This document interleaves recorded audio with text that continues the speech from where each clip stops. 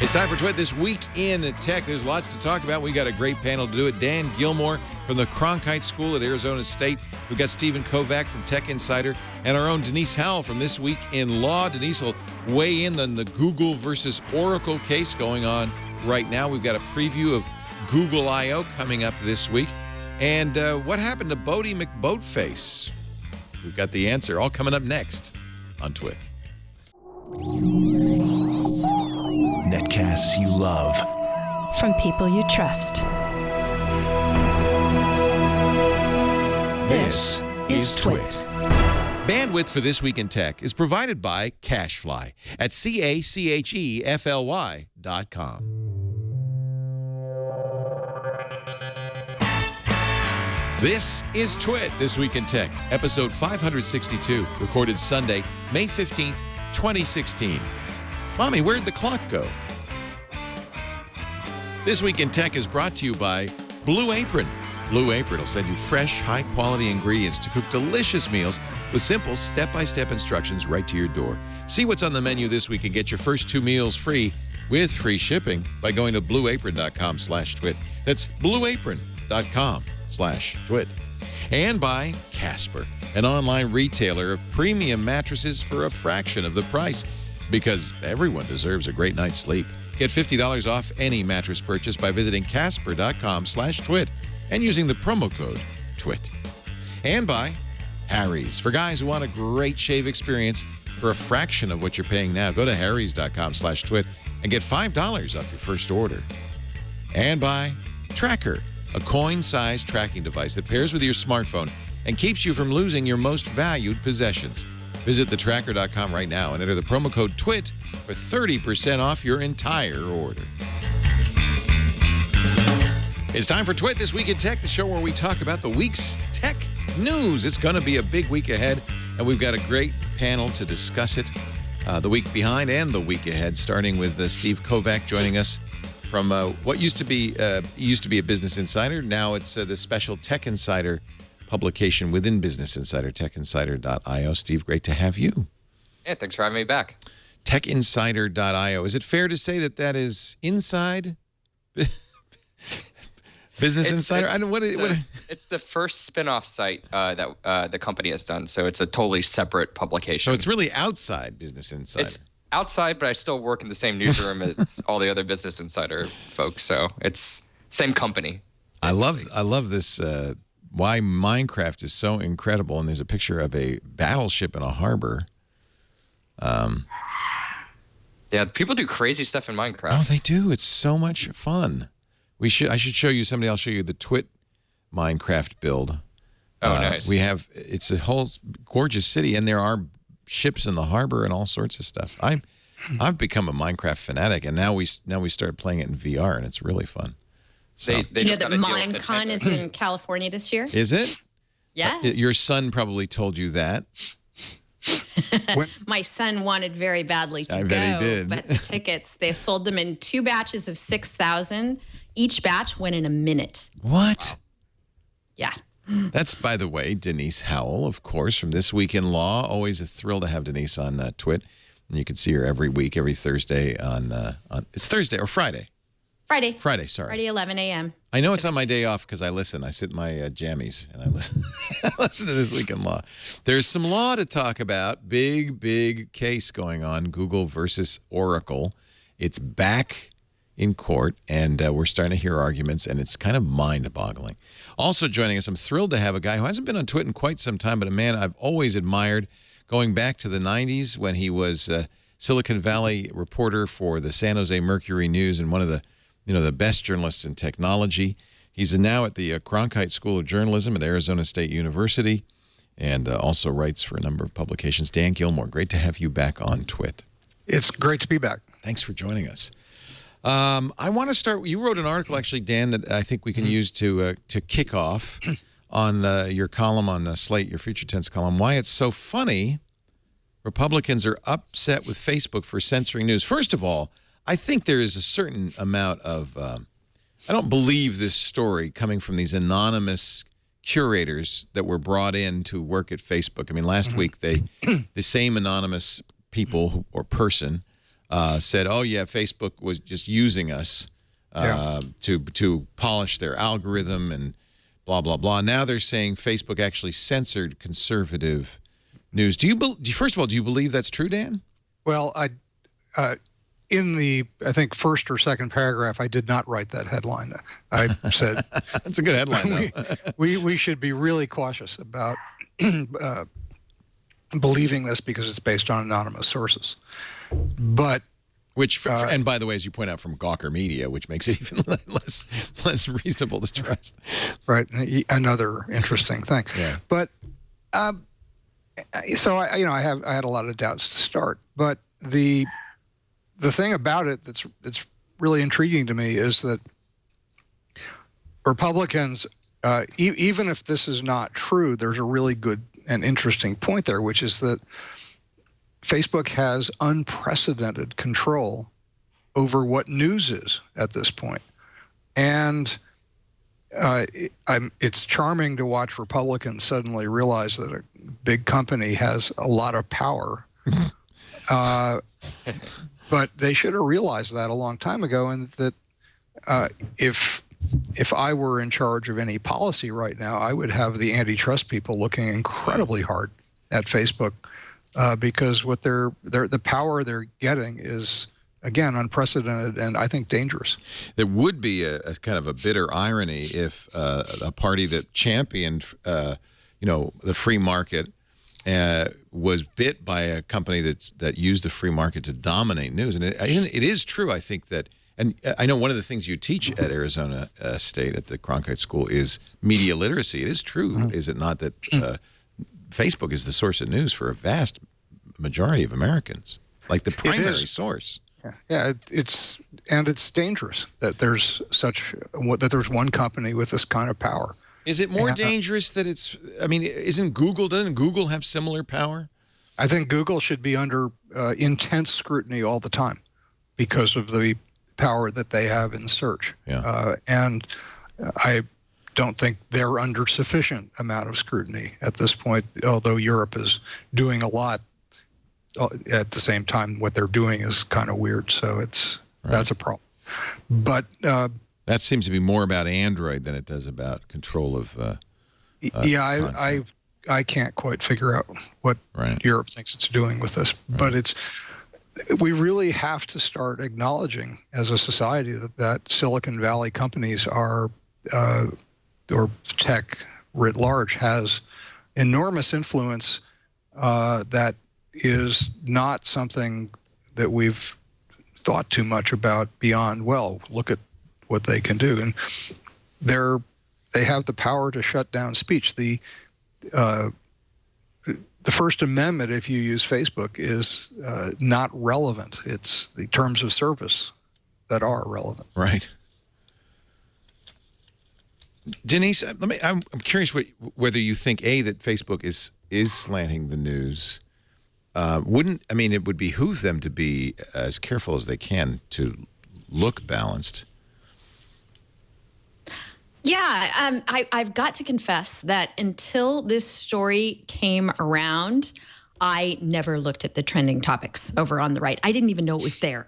Well, that's easy. That's easy because there's so much crap on the Facebook page. Right. Facebook groups. What? They have groups? Oh, yeah, it's right here on the left. Well, who knew? So I understand that. To the extent, I wonder if I'm alone in that or not. I'm sure there are many people who religiously go to it for their news. I just am not one of those people, and I imagine I'm not alone in that regard. Where I get my news via Facebook, and I think it's important to recognize we're talking about Facebook as a source of news, but all they're really doing is pointing you to other sources. Right. Based on whatever their editors are putting in the trending topics, and based on what each individual editor is putting in their feed. And that's where I get my news. I get my news from the people that I follow on Facebook. And yes, that leads to, I realize that leads to an echo chamber, and I see a certain kind of news based on the kinds of people I follow, but that's not Facebook's responsibility. I do think it's good that this was brought to Facebook's attention. I don't know if they were conscious that this was happening. And if you read what Zuckerberg has to say, he's anxious to make sure that over there in that right-hand trending topics column that they have an even-handed editorial approach to what they're presenting. Well, but there's also the algorithm, right? So what you see on Facebook, and I think most normal people have no idea of this, is very carefully modified by computer algorithm. You don't see everything that Aunt Judy posts. You don't see everything that your friend posts. You may see more of something that somebody you don't know posts, but you follow. And that's where I think do you think, Dan, that's the case, that's where Facebook could advertently or inadvertently very much influence what people see? Well, when we say that an algorithm is making decisions, we're one step or several steps removed from the actual decision maker, which is the programmer who wrote the algorithm. Right. And so there are editors at every level of how Facebook does news, whether it's in your feed or in the trending area. And among those editors is the user. But there's a complete lack of transparency about what actually goes on. And that's, Facebook says, well, we don't show our algorithm, as Google says the same thing. And so we're basically relying on a company that is without precedent in its size and reach, making decisions that are editorial decisions, whether they're made by a programmer or an editor. And I'm actually glad to see they're using both. But we have this fundamental issue of not knowing exactly what is going on. I will say one thing about they did put out, after The Guardian published part of it, pretty much their full guidelines for their human editors. And there's some redactions as for how governmental but I thought it was interesting because it showed to me that they've actually put a lot more thought into this, what aggregation, et cetera, means than almost any news organization you can name. This is also a time when Facebook is actively courting the news media to put content on Facebook using instant articles. And now with Facebook Live video, at least a few outlets, not the big networks, but at least a few outlets are starting to do Facebook Live video. I know the Activision folks are going to do a daily live video to push esports. I mean, everybody's jumping on this bandwagon because Facebook is the one place you can go on the internet where almost everybody's going to see it. Or at least there's a chance for everybody to see it. We don't know exactly how that part works. And you're just describing another element of Facebook's power over the news.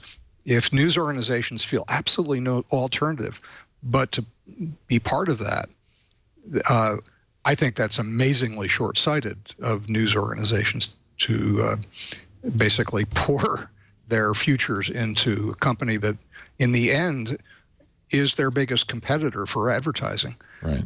But when has the news industry ever thought past next week? I don't remember that ever happening. So again, I'm glad to see people starting to think and talk about that.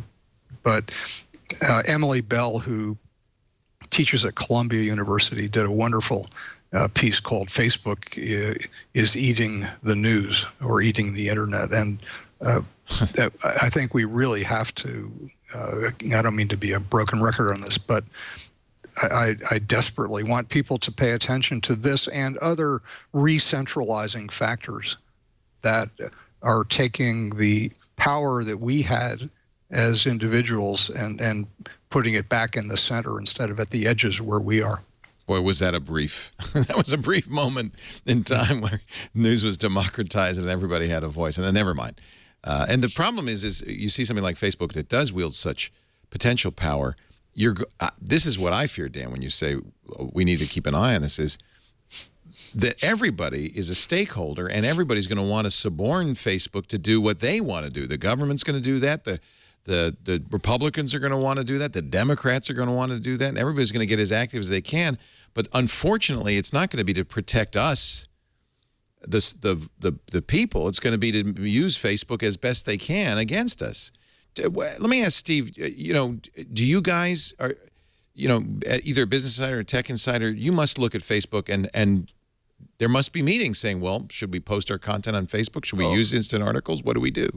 All the time. And I mean, first of all, what really bothers me is maybe it was about a year ago, Facebook told Recode that trending topic section was completely by algorithm. And then it comes out a couple weeks ago, which is a lie. It was actually a lie. So first of all, they were lying about how this product works. That's a bad sign. And, and like Dan was just saying, they have all this power over the content we see, and they're lying about how that content gets to you. So that's my first big problem. And then it comes out, we do have these editors, and by the way, here are guidelines, and they're humans and so forth. Whether or not there's editors are censoring, that's almost besides the point right now. I mean, just the fact that they're lying about how this product works. At the same time, I don't think the trending module matters that much because it exists mostly in the desktop version. Most people use Facebook on mobile, and that trending thing is just buried in the app. You never see it. The algorithm and the newsfeed is built to keep you addicted and scrolling through as much as possible. So it's going to give you stuff it thinks you like. If you're a liberal, you're going to get a lot of Democratic liberal news. I get a lot of – that's what my feed looks like. It looks like a lot of Business Insider, a lot of Tech Insider, a lot of WSJ and New York Times articles. I don't get a lot of, Breitbart and things like that in my feed just because Facebook over time has learned the content I'm going to want to see and want to keep scrolling through. So that's another part. There is a built-in bias into the algorithm, which is to keep the individual happy and scrolling through. So that's in their long-run business interest, right. is getting you to use more Facebook, not slanting the news. Right. And then as for media companies like Business Insider and Tech Insider, of course, every new media company or old media company, the Times is doing it too, is constantly talking about, I mean, we're shifting our strategy, year by year based on what Facebook thinks is hot. A year ago or a year and a half ago, they went all in on video. So we started pumping out tons of video natively to Facebook. Then it's instant articles. That's been kind of lukewarm so far. And now it's all about Facebook Live, where they're literally paying media companies, not Business Insider yet, but that might be happening. They're literally paying media companies to post live video, and you get a bunch of garbage. You get a Washington Post columnist eating his own column. You get, an exploding watermelon. And that's not journalism. It just stunts. So I think we really have to kind of take a step back when we talk about, as journalists, the kind of stuff we're posting to Facebook, and whether or not that's useful to the viewership or if it's just to get eyeballs for fun. And that's something we're constantly talking about at BI and TI. Well, that video of Dana Milbank eating his column was good video. I mean, that was worth seeing. He had predicted that Donald Trump would not get the Republican nomination and said, I will eat my column if he does. And he did. Yeah, but it was a stunt. It was a joke. And, it's a stunt. It is a stunt. It's not news. I think some Canadian publication, they were eating cheese. Mike.com, they tied helium balloons to a dollhouse to see if it could fly up.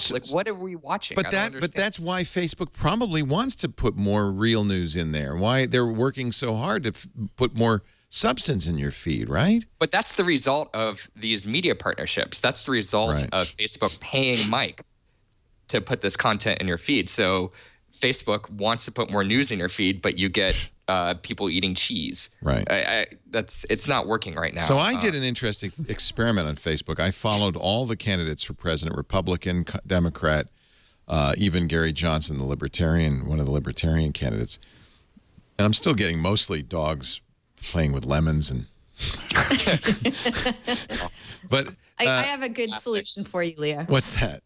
I have a good friend, she's one of my best friends, and she is as politically opposite from me as she could be. Oh, follow her. Follow your best friend who is completely the other end of the political spectrum and put them in your close friends category, and then you'll see all their stuff. But aren't most people going to do the exact opposite, which is unfriend, unfollow, and concentrate the stuff on stuff they want to see? See, I don't think people, even though they admit they're getting their news from Facebook, they don't see it as a news source. That's the real risk of Facebook, is that we are getting all of this material kind of unconsciously. Right. I saw some study come across my Twitter feed, and of course I didn't click it. I just read the headline. But that's the other problem, by the way.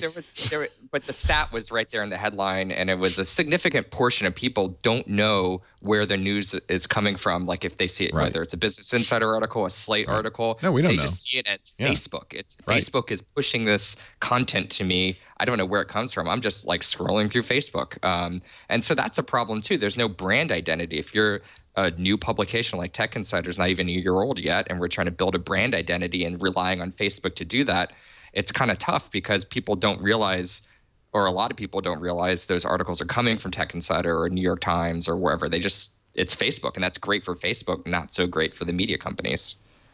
So why do the media companies keep pouring all their stuff into Facebook? They're desperate.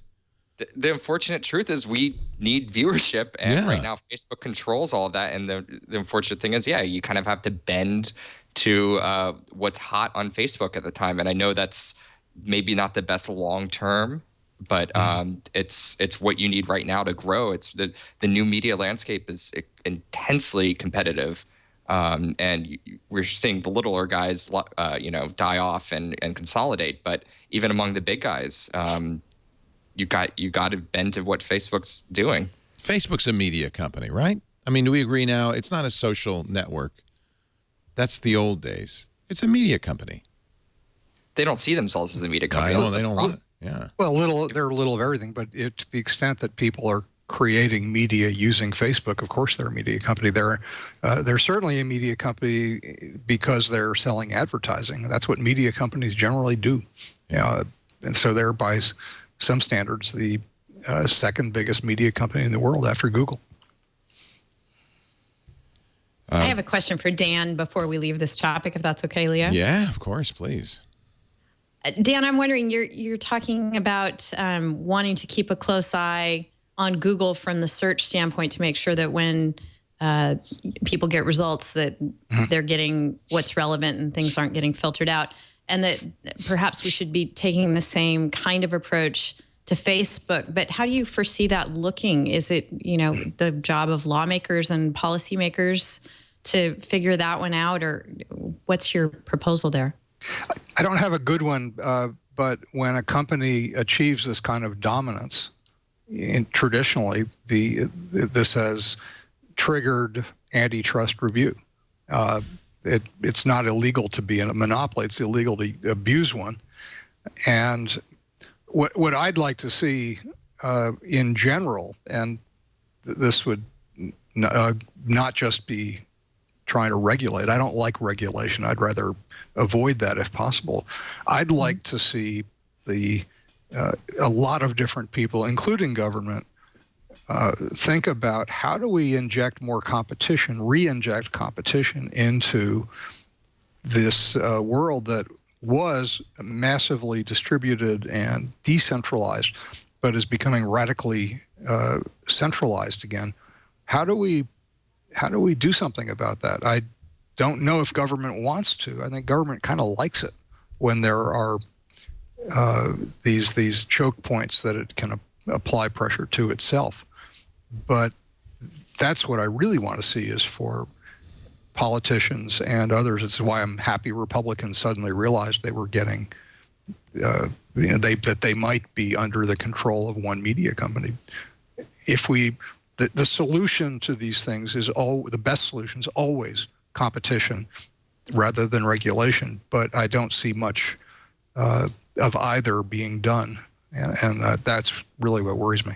I also wonder if this is not just inevitable. I mean, Tim Wu in the Master Switch kind of predicted that this would happen. This is when companies are small and businesses are small and they're new, there's a lot of ferment, a lot of creativity, a lot of competition. But then money starts pouring in, the incumbents move in, new companies become incumbents like Facebook. And we're right back to the old way of doing things. Isn't that kind of what's happened? To a degree, yes. And there are some real advantages to centralization. I'm not disputing that. Yes. But there's the economy of scale. But the fact that we're Well, I'm not sure that scale is the right word for the economy here, but there's things that can be done better. But look what happened. I mean, you even point this out in your article. As Facebook got bigger, all it did is it just swooped up all the little. It starts scooping them in. Anybody who could be a competitor. Yeah. If it's WhatsApp, got it. Instagram, got it. They just swoop in. I mean, they try to get Snapchat. They haven't been able to get it. So that by itself suggests that something that there needs to be thinking. If for example, Facebook announced tomorrow that it was buying Slack, I would hope that people at the antitrust division would awaken from their Rip Van Winkle sleep and say, "Oh, okay, this is too much." That is a false hope. You know that is never going to happen. Well, and if they're asleep during Democratic administrations, they're going to be put to sleep in Republican administrations. We are talking about Facebook, the news. We're going to talk a little bit about the Google Oracle case that's on right now. I'm glad Denise Howell is here. She can help us understand how you could possibly copyright an API and a whole lot more. Steve Kovach is also here from techinsider.io. Are you going to Google I.O. on this week? No, I'm in New York. My colleagues out west are going to be covering it. Yeah. We'll be doing coverage, of course, our own coverage of Google I.O. Jason Howell of All About Android is going to be there. Jeff Jarvis from This Week in Google and Father Robert Balaser from Know How and Twyat will all three be at the keynote. We'll be covering the keynote, streaming it live as we always do on Wednesday, starting at 10 a.m. Pacific, 1 p.m. Eastern Time, 1700 UTC. You can, of course, watch Google's stream, but it's so much more fun to watch us snark about Google's stream behind the scenes. I hope you join us for that. And then a special This Week in Google at 2 p.m. Pacific. And Jeff and Jason will be joining us. I think we've got a space inside of the Googleplex to stream them from. So I think there's going to be some interesting stuff. We'll talk about what we're expecting at Google I.O. also a little later on the show. Our show today brought to you by Blue Apron. This Week in Tech, sponsored by This Week in Cooking. I love Blue Apron. Blue Apron solves the problem of what to eat for dinner. Yeah, you could go to the fast food restaurant, or you could just take what's in the refrigerator. I don't think there's much I can do with mustard and peanut butter, but I'll find a way. Or Blue Apron Day. I love coming home and finding the Blue Apron box on the porch. There's 3 separate meals in there. Always interesting, too. I mean, it's really about unusual ingredients, amazing recipes that you wouldn't think of buying. I don't have to go to the grocery store because they've done all the shopping for me, exactly what I want. There's no waste. You know, if it calls for 1 rib of celery, that's what's in there. There's always exactly what you need to make the recipe. It's all fresh from local farms, sustainably produced. Seafood is sourced sustainably. Beef is raised humanely. Chickens are free range. The pork is natural. And always fresh, never frozen, which I really like. They use regenerative farming practices for produce.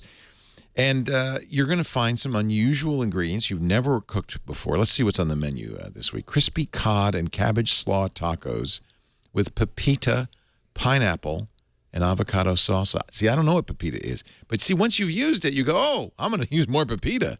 Whatever. That's good stuff. I love that pepita. How about crispy catfish? And what is that? Yuzu koshu udon. I know udon's noodles. See, and the thing is, you can make this. You can make it in half hour to 45 minutes. And your family's going to go, wow, catfish for dinner. Pan-seared pork chops with 2 cheese, mashed potatoes, and sautéed spinach. They have plans for couples. Great for date night. It's really, really nice for date night. But they also have family plans with kid-friendly ingredients. And what a great way to get the kids cooking. Blue Apron delivers right to your door 99% of the continental United States. They support healthy families. In fact, Blue Apron families cook 3 times more often. So, I know the kids are going to say, pizza tonight again? No, we're cooking tonight with Blue Apron. I want you to try your first 2 meals free and free shipping by going to blueapron.com/twit. You'll love how good it feels, how great it tastes. The house fills with this amazing aroma. The kids say, what's for dinner? This is good. It's hard to do this at my mouth always waters because I start thinking about my Blue Apron. Blueapron.com/twit. Your first 2 meals are free with free shipping. We thank them for their support of This Week in Tech. Dan Gillmor is here from the Walter Cronkite School for mass communication and media. He teaches media literacy to young people. Aren't they media literate? Well, they're getting a lot better at it. I actually did a massive online course that was mostly older people, which was even more fun in some ways. You know, I remember talking to, what was his name? Richard Hart. Remember he used to do Next Step, and he was on CNET. And Richard's now teaching technology and journalism to a school in San Francisco, Academy of Art. I said, it must be great, Richard, to work with young people who are so technically literate. He said, no, they know less than we do, Leo. Because we grew up, we had to figure this stuff out. They just were handed it on a platter. And they have no idea how anything works. Well, we could say the same about our generation and cars. That's right. Because we were just given cars. We don't know how to fix them. Yeah. Yeah. I learned to change the oil, and that was a victory. I learned to change the oil and tune it up and set the timing, and then they made it so you couldn't do that anymore.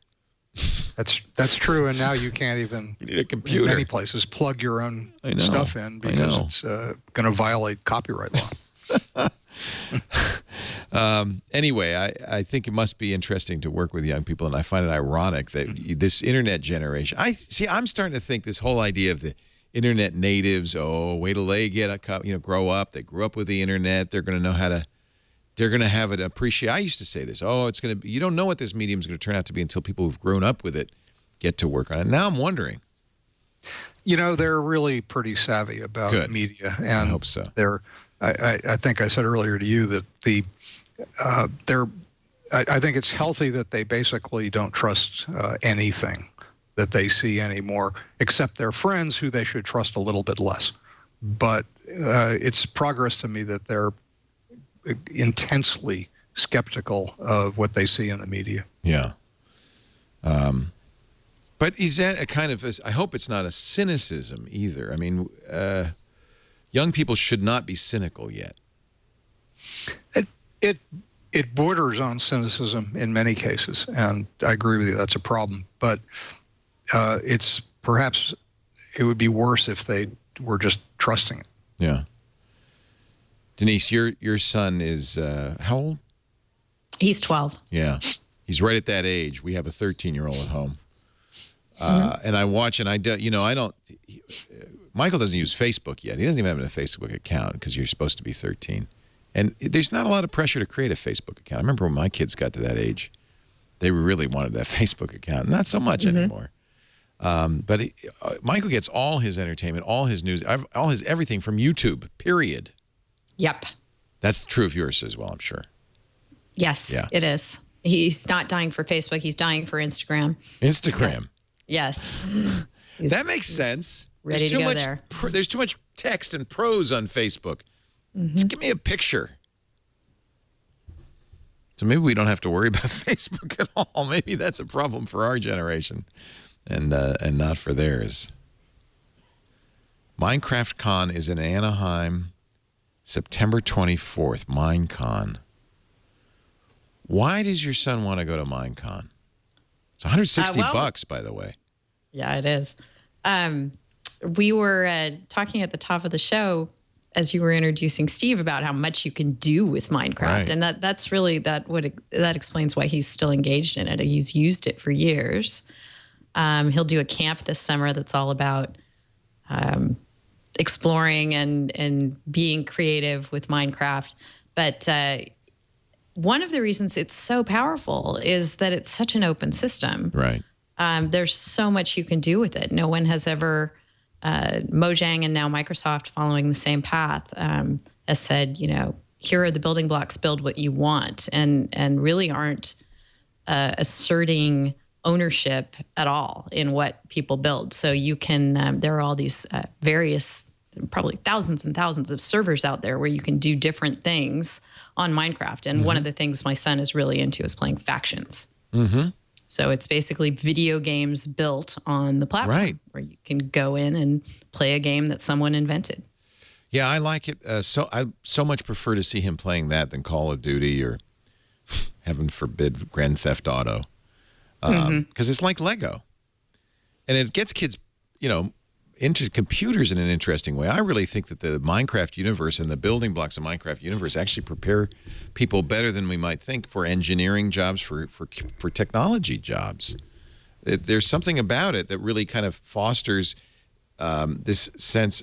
You're learning kind of how pieces fit together, the consequences of different actions. You know, I find it fascinating. We ended up setting up our own Minecraft server. Actually, 3 of them in my house.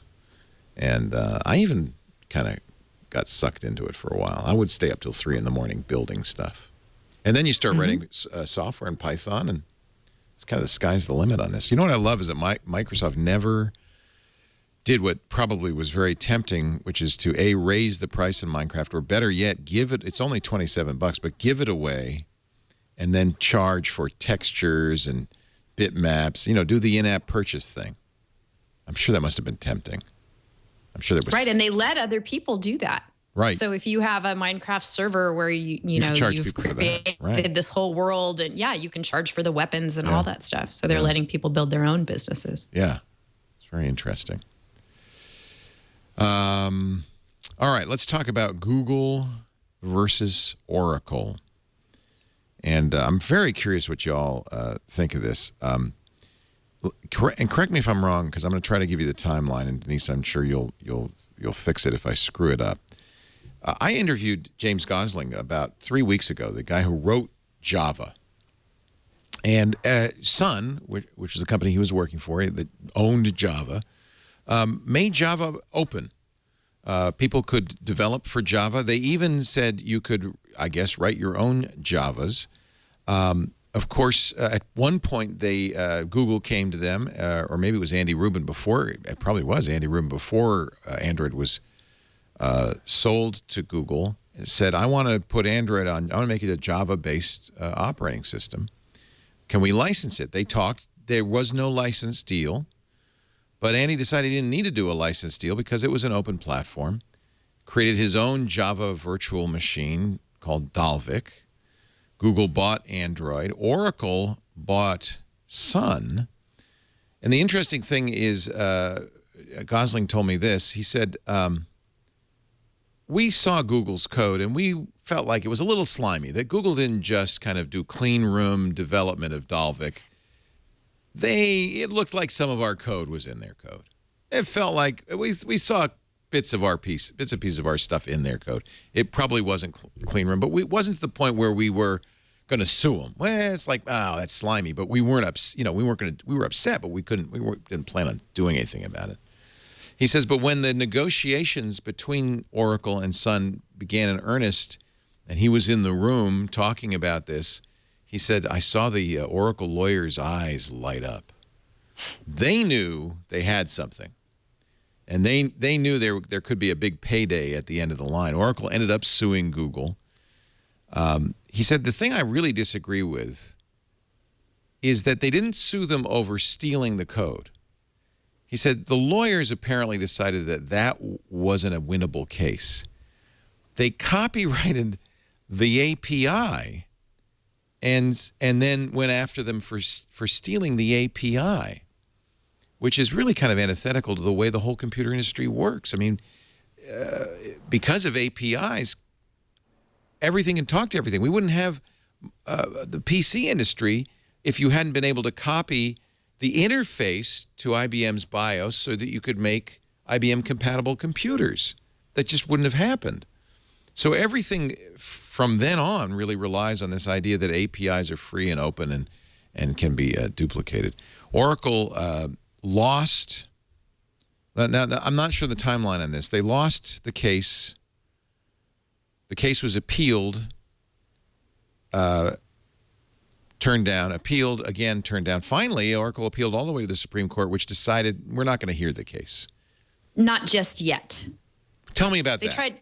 They tried to get the Supreme Court involved before the entire case had been resolved. It got sent back down for trial, which is what is going to start a retrial on a particular issue, the fair use question, which is going to, and a couple of other things are going to happen next week.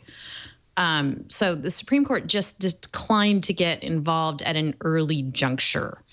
It could still get involved later on. Once there's been a trial and we have a final determination from the trial court, I'm sure there will be another appeal, whoever wins or loses, because the stakes are so high on both sides here. And at that point, the Supreme Court could say, okay, we think this is an important issue and get involved. But it's up to them. I'll tell you how high the stakes are. Oracle's suing for, I used to say for $9 billion. It's actually 9.3. And I realized when you talk about 0.3 at that level, it's $300 million. So we're not going to leave that part out. $9.3 billion. I think the trial has begun. There's testimony, so I think the trial has begun. In court this week, Jonathan Schwartz, the last CEO at Sun, testifying kind of really on Google's behalf, along with Eric Schmidt. Right, I'm sorry, I'm a week off. Yes, yeah, we started this week. Yeah, and it's in front of the judge, William Alsup, who we celebrated. So he was the judge before and ruled in Google's favor. And we celebrated him because we thought finally a judge who knows something about this. He was a math major, but he said he taught himself Java so that he could rule on this case. And I think he even said, last night I wrote a bubble sort or something. I can't remember the exact thing. But anyway, we thought, wow, this guy's good. And so it's back in front of him. Basically, the court said it back to him. And it's a jury trial now, which is a little nerve-wracking. There's a jury of 10 people. And apparently there was at one point one person potentially on the jury who knew about technology and was bumped off by Oracle. So there's so basically it's 10 normal people who don't know anything about the subject at hand. And I don't feel like, Steve, these are people who are capable of ruling on something like, do they even know what an API is? Yeah, I think that's what that motherboard piece really focuses on. This is such, like you just said about what the importance of what an API is and how it, we wouldn't be talking over Skype right now, right? So the fact that people who don't even clearly grasp what that is and they bump the one person who does grasp what that is off the jury, that's dangerous almost. I don't know what's going to happen. I don't know how they're arguing. I haven't listened to any of the testimony or anything. Hopefully the lawyers are phrasing everything such that the jury can understand it and distill it down so they can understand the true importance of what this means for the computing industry in general. It's really worrying, actually. That motherboard article's scary. But they're not talking about the API. Trial. Yeah. Oh, okay. For purposes of this trial, they don't have to decide whether APIs are copyrightable or not. That's already been determined, and now they're determining whether Google has a defense. Whether they violated the copyright. Yeah, and whether fair use applies. The reading I did on the first few days of this, and not being there, this is by definition superficial. It sure sounded like Google played fast and loose in a lot of ways, and the internal emails that they kept pulling out were horrible. Yeah. But I do want to come back to this idea that the APIs can be copyrighted. That's catastrophic for technology. You tweeted it could be the end of the. Let's see. Let me read the tweet. If the open web dies, Oracle will be one of its killers, thanks to the terrible, horrible API case. And you're quoting a very good article in Ars Technica. By Joe Mullen about this. Yeah, it's the contempt I'm feeling for Oracle right now is pretty enormous.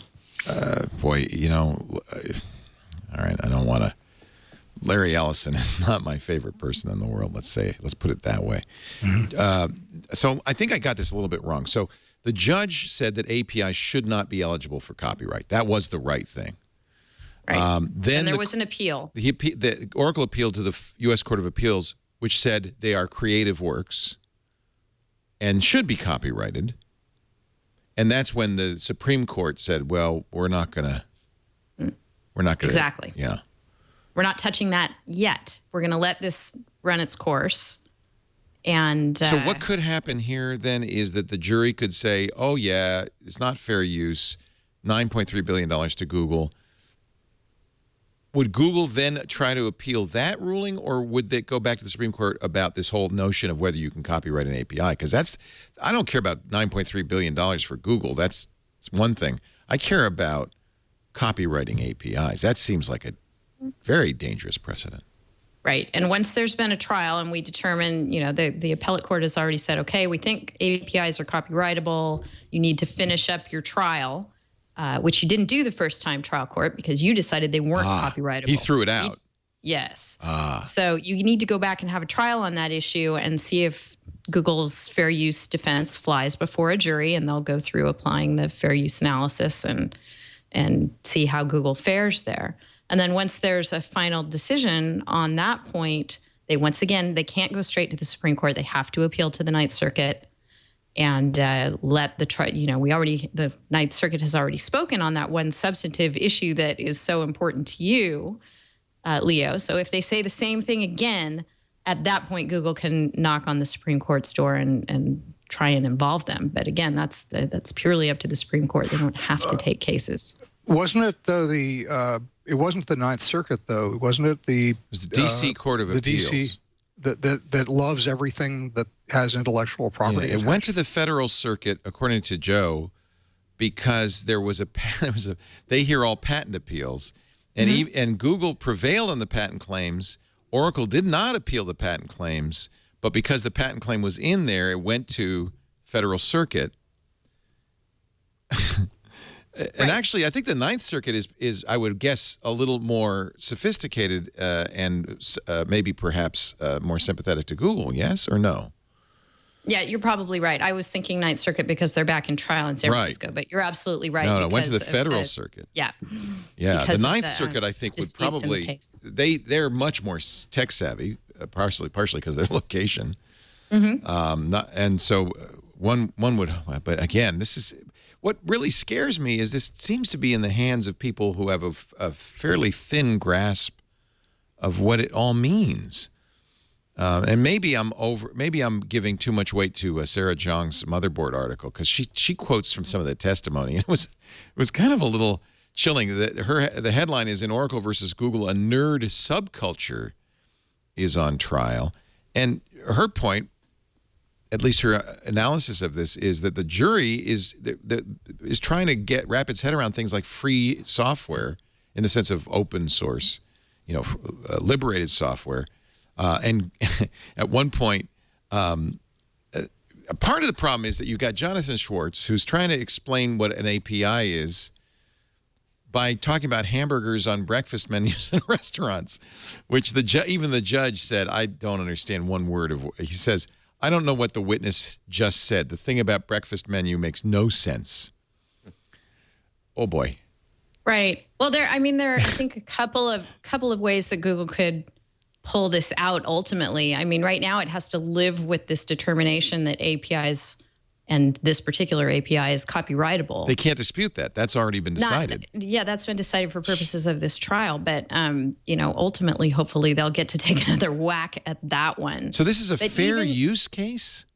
Yeah, because they now have to argue that, okay, if it's subject to copyright, we get to use it anyway.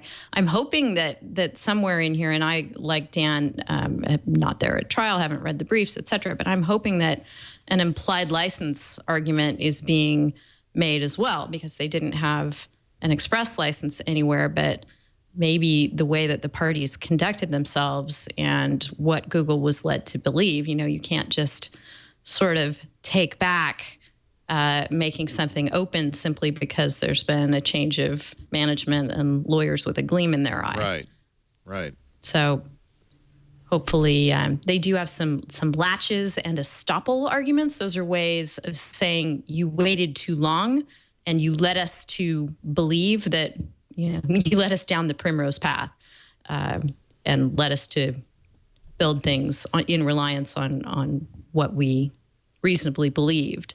Do you think it's a case that so those kinds of arguments that the jury could handle this? That this is not a technical argument? I think so. I mean, that a reasonable non-technical human could have an opinion on this. I think so. I mean, lawyers all the time in technology cases have to distill very complicated issues in a way that juries can understand.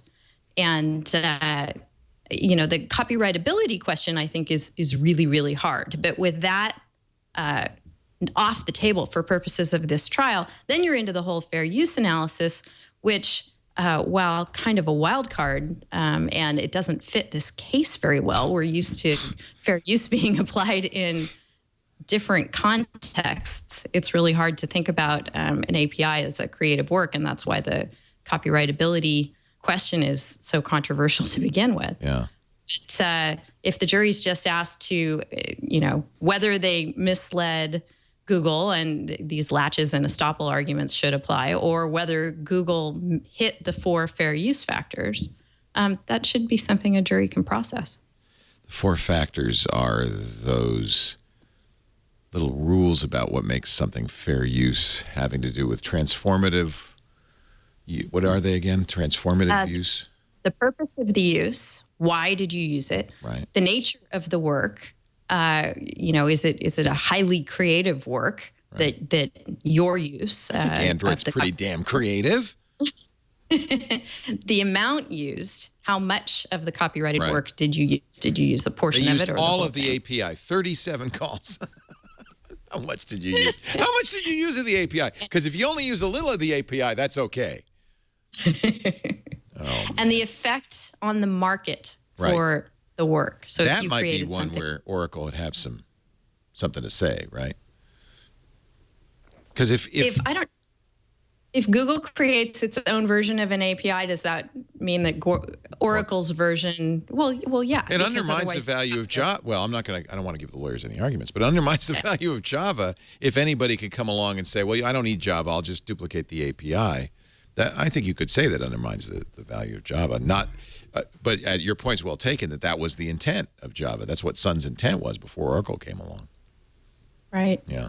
Yeah, I always thought this was a fascinating issue when I first started practicing and looking at APIs. And in some instances, people license them. Right. And in other instances, they're open and they're widely known as open. Well, it's kind of the nature of an API. You have to publish an API if you want people to use it, because if they don't know the API, then they don't know how to use your stuff. So the API is always, to some degree, open. There are hidden API calls. Microsoft always kept some to itself, secret, Microsoft API calls that only it could use. But, or at least that was the assertion that we always used to make. Right. How do you feel, Dan? Are you bullish on this, or are you worried? I'm really worried.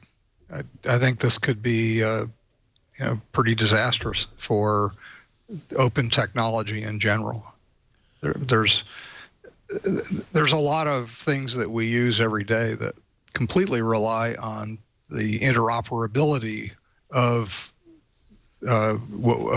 technology and the web, et cetera. Right. And if suddenly if you need permission at every step, that's not good. Right. It stifles innovation. And you got to love a company that names its AI engine Parsi McParseface. I think this is a little tip of the hat to Bodie McBoatface. Yeah. Remember the Open Vote, the British research vessel, the Antarctic research vessel? They asked for names, and they suggested Endeavor and, lots of good names. And the internet decided it should be named Bodie McBoatface. And then the agency that was naming the boat did a turnaround and said, well, we're going to name it anyway. We're not going to name it that.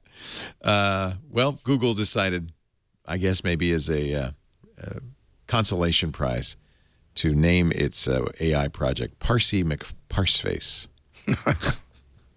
And by the way, Sundar Pichai tweeted that. Our state-of-the-art language parsing model is now open source for you to use. Google plays fast and loose with the idea of open source and so forth too, right? I mean, they've always said, Android's open source, and I guess technically it is, but at the same time, there's considerable restrictions on how you can use it if you want to have Google services. In other words, if you want it to be fully functional. And that's one of the things that the EU doesn't like. Bodie McVoteface was named RRS Sir David Attenborough. Thank you very much. That's a good name, too. I love David Attenborough. Yeah, who doesn't love David Attenborough? That's still. 100,000 people voted for Bodie McVoteface. Oh, Sir David Attenborough. All right, let's take a break, come back with more. I want to talk more about Google I/O. What do you expect? It's just around the corner on Wednesday. There's lots to talk about, as always. Microsoft says Windows 10 is now on 300 million active devices, and only half of those were upgraded behind people's backs. So, no, just joking. Ooh, joking. I somehow annoyed Windows people. I got all these tweets saying, "Stop it." I don't even know what I said. Our show today brought to you by my mattress. I love my Casper. A good night's sleep. We're learning more and more is about health, about your, not just how you feel during the day, but your overall health. You need to get a good night's sleep. And if your mattress is keeping you awake, I've got a solution.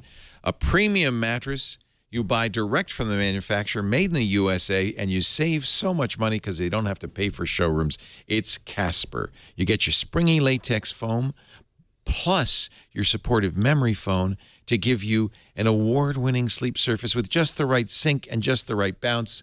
And I say that because I know it, because here it is, my Casper mattress. We got a queen. You saw how small that box is. This is the other thing I love about Casper. I got a queen for my son in college, too, because he was on the third floor, no elevator. And I said, it's so easy for him to get it upstairs. Look at that. Talk about sink and bounce. Support. You get free delivery, and I know some people say, I'm not going to buy a mattress without lying on it. Well, here's the good news. You can lie on it for 100 nights.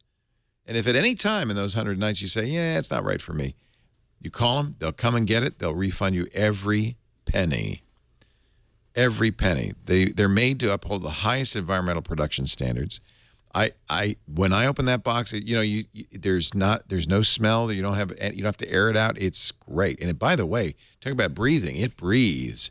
This is a cool, comfortable mattress. You get free shipping, of course, and free returns in the U.S. and Canada.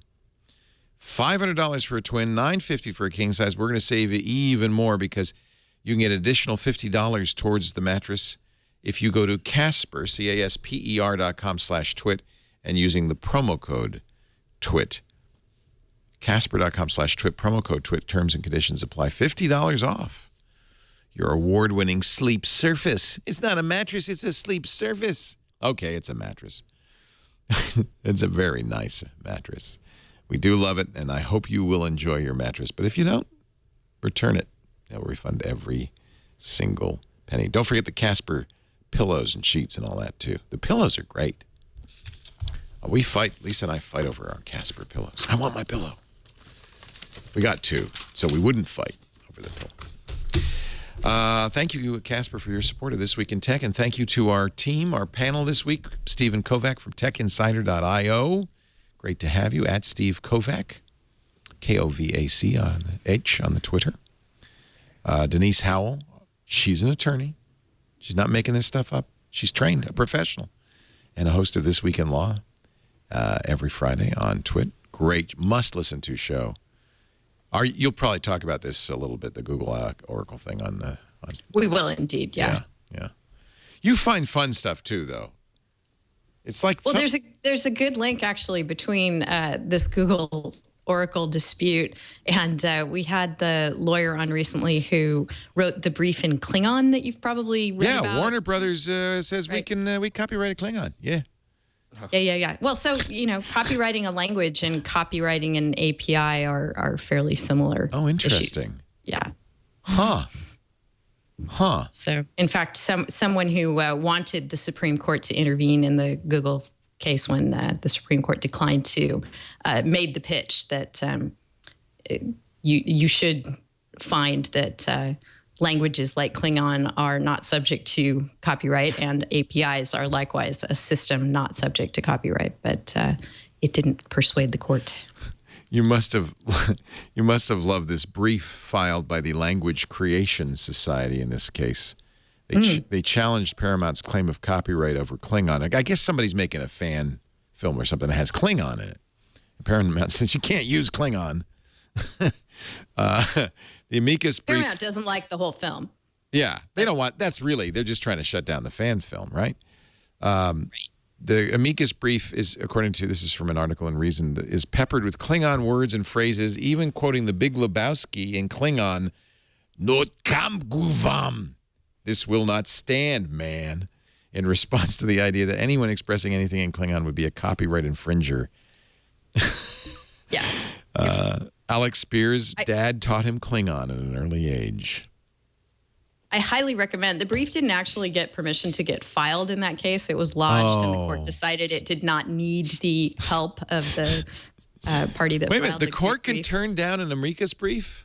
Yes, the court. That's a purely optional thing. They could go like, "I'm not listening, nah, nah, nah, nah, nah. I don't want to hear you, nah, nah, nah, nah."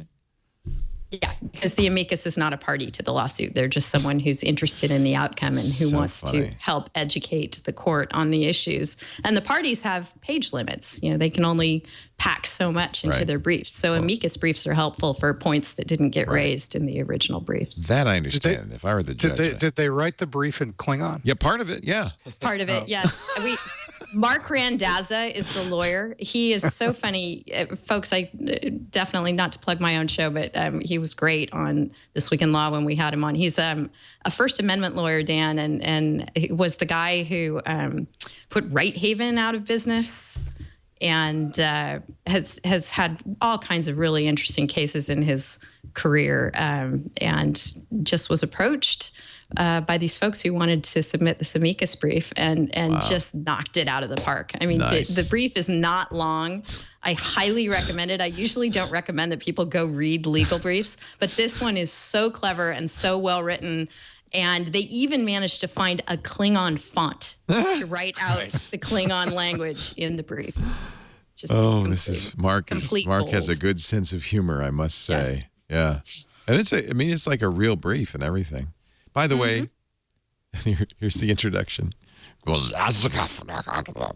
There is no word for love in the Klingon language. They don't need it.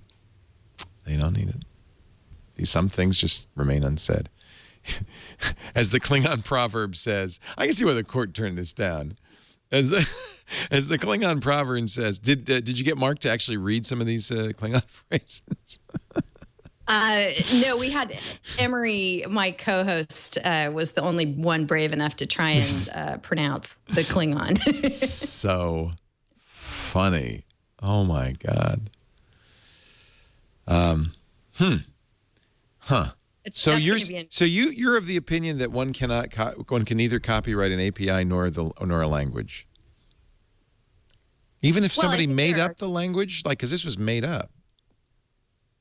It was made up, but by the people who it's not a great analogy to an API. Okay. Because it was a creative work. I mean, somebody made up a language. Right, but there were some lines of Klingon that were generated for Paramount for some of the original series episodes, and then Klingon just took on a life of its own, and people, basically it was the fans who created the language. Oh, I see. So there were only a few lines created for the show.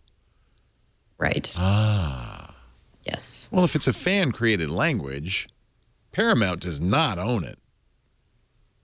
Come on, Paramount. We will see. It's going to be an interesting. The movie, the crowd-funded movie they're seeking to make is called Axanar, and it looks like it's going to be great. But the Klingon is not the only aspect of the would-be movie that Paramount's taking issue with. Use of the costumes, use of folding ears, various copyrighted components they're claiming are make the film impossible. Historically, they've been very protective of of Star Trek. I remember somebody, who was it? There's a description of what the Enterprise should be that is very minute. And if when they made, I guess, the reboot or whatever, you have to have everything exactly right. They treat this as a very serious subject. There's no messing around with Paramount on this subject. Let's talk about Apple. The we talked about it last week, and I've been very quick to say you shouldn't blame users. Jim Dalrymple and James Pinkstone both have complained that Apple's Apple Music deleted files on their computer. Pinkstone, who's a designer, said 120 gigabytes of music files. After he matched it in Apple Music, Apple's software just deleted it. This is behavior that most of us who use Apple Music have never seen before, but enough people have reported it that I hate to say it's their fault. I think a lot of people, including some Apple press, said, it must have been their fault. Well, maybe not. Now Apple says there may be bugs in iTunes. Could happen. Just in case, we're going to fix something. We're not admitting anything, but just in case, we're putting out a patch next week. That's not an admission. That's just, we're just going to be, here's what they wrote. In an extremely small number of cases, users have reported that music files saved on their computer were removed without their permission. We're taking these reports seriously. Good for Apple, as we know how important music is to our customers, and our teams are focused on identifying the cause. Here's the key, though. We have not been able to reproduce this issue, which usually you need to do if there's a bug. We need to be able to show how that happens. However, we are releasing an update to iTunes early next week, which includes additional safeguards. So they haven't fixed, if there's a bug, they haven't found it, and they haven't fixed it, but they're going to do something extra. If a user experiences this issue, they should contact Apple Care. I don't know if you can say this is victory for Jim Dalrymple and James Pinkstone, or if Apple's just, I think, probably doing the right thing. Assuming it even fixes the issue. I mean, well, if they don't know what the problem is, you can't fix it. Right. Exactly. So what is this patch if they can't recreate the bug, or if it is a bug, or whatever it is? It sounds like they don't even know, and so I don't even know what this patch means. If it's really oddly worded statement. I mean, great that they're taking it seriously, and it's also great that they're supposedly totally revamping Apple Music again this summer. So hopefully they get a lot of those kinks ironed out. They need to tear this sucker down. Yeah, just burn it down, start from the beginning. I just use Spotify. Spotify is so great. I think that's Apple's fear. I mean, they have 13 million paid users, which is pretty good for Apple Music. For not even a year. And they started really at 100,000. It wasn't, Beats Music was not burning up the charts. But it's still a fraction of the 30 million that Spotify has. And I think Apple really wants this to succeed, so they need to. And iTunes is terrible. They really need to fix it. I'm a little disheartened by the early reports of what they're going to do. They'll announce this, I'm sure, at WWDC. According to 9 to 5 Mac, it's just going to have a new sidebar and a refreshed media picker and things like that. That's not what it needs. Start from scratch. We've seen enough patching on iTunes. No more patching it. There's at least a little legal CYA going on here, too. If you have a piece of software that's in an unauthorized fashion deleting files off people's computers, that opens you up. Not good. They have to make sure that that's not happening. That would not be a good thing. Given the terms of service, though, that basically say in most software, whatever goes wrong, tough. Right. How would anyone win a case on this? Well, it would be tough, but they wouldn't want to have to fight off a class action on it, I'm sure. In fact, that's what James Pinkstone's blog post pointed out. He actually quotes from the Apple terms of service. Apple stole my music. No, seriously. And he uses it to prove his point. He says, if you read the terms of service, it's clear Apple was prepared for such a thing and made sure that they weren't going to be... You can show that. We're going to be... That's fine. He says, this is... we're showing a picture of the middle finger, and the caption is, Apple's terms of use abridged. It says, when your Apple Music subscription term ends, you will lose access to any songs stored in your iCloud Music library. You expressly agree that your use of or inability to use the Apple Music service is at your sole risk. Of course, this is boilerplate. Every company has this. In no cases shall we be liable for any direct, incidental, indirect, punitive, special, or consequential damages. Any loss or damage of any kind is... See, this isn't a smoking gun. This is in every contract. Right, and it's just good practice by the lawyers to put it in there, but that doesn't mean it's under the right circumstances or in all circumstances going to be enforceable. Right. You could still sue him. You can sue him for anything. You might even win, as we've learned. You never know what's going to happen. Now, here's an interesting article that I really did want to talk about with all of you because, I found it. This is from a website by Neil Seibert called Above Avalon. And the analysis is quite interesting. He's taking a look at Apple's R&D, their research and development costs. In the past, it's been pointed out by many that Apple's R&D costs are unusually low for a company of its size with its cash. But all of a sudden, starting in 2010, the costs started to ramp up rather rapidly, and they have increased significantly. $10 billion a year in 2016. That's up 30% from a year ago. And just 4 years ago, Apple was spending $3 billion. So from $3 to $10 billion in just 4 years. He says this is evidence, and I think this is interesting, that Apple is about to pivot. Now, I think he's using pivot in a way that I don't, that is not kind of common usage. Usually what you mean when you say pivot, at least with a startup, is what they were doing didn't work, so they're going to try something else. It's pretty clear what Apple's doing is working. There's no need for Apple to pivot. On the other hand, I think there's significant interest in having the next iPhone, and that's where you do a lot of R&D. Yeah, I didn't read this as, when you say pivot, it's not even the next iPhone, which is another personal computing device, and I don't think we're going to see that kind of revolution in personal computing. I'm going to be an old guy before that happens. I think when he says pivot, he means a whole new kind of category, and the obvious category is transportation. There's that $1 billion investment in the Chinese company. I'm going to pronounce it wrong. Is it Didi or Didi? I don't know. It's the Uber of China. Uber of China, which is, let's call it that. Yeah, the Uber of China, Didi. So it's clear they're thinking not just building a car that you're going to go and buy a physical object, but it's also clear that they're thinking the transportation and mobility services, which is super interesting and very ambitious. And that's not personal computing. It's maybe enabled by, you still call the car with your phone, but that's just a wild new step for them, assuming that's where all this R&D spending is going. So a physical car plus this concept of mobility services, which there are already some startups working on that now, like that Faraday Future startup. And even Ford is thinking about this, and GM. So the fact that Apple is going to be going after that kind of market that is a pivot in their business. It's not a personal computing play. It's going I guess you're right. I mean, that is a pivot, isn't it? Yeah. It could be wearables, though. I mean, we don't know what they're spending that money on. We know they spent, as you said, $1 billion on the acquisition. Right, or the investment, yeah. Investment, but we don't know what the $10 billion is. It could be in the next iPhone. It could be on the next Apple Watch. It could be on anything, right? They don't break it down.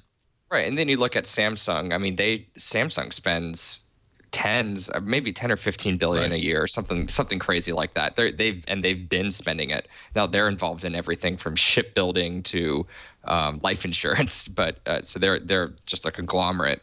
$14 billion in 2015. Yeah, so there you go. But they're a much bigger company, or maybe not. Right. It feels like they are. Yeah. They have their hand in everything. I mean, if you go to South Korea, Samsung is everywhere. They're 30% of the GDP or something. So they touch everything, not just phones and chips. But yeah, it's not pivot and Silicon Valley talk, like the way you and I used to talking about it. But for Apple to go from a personal computing company into this whole new aspect of just getting people around, whether it's through a Uber-like service or an actual vehicle, that's huge. That's a huge fundamental shift. And I totally agree with Neil that they're working on such a shift.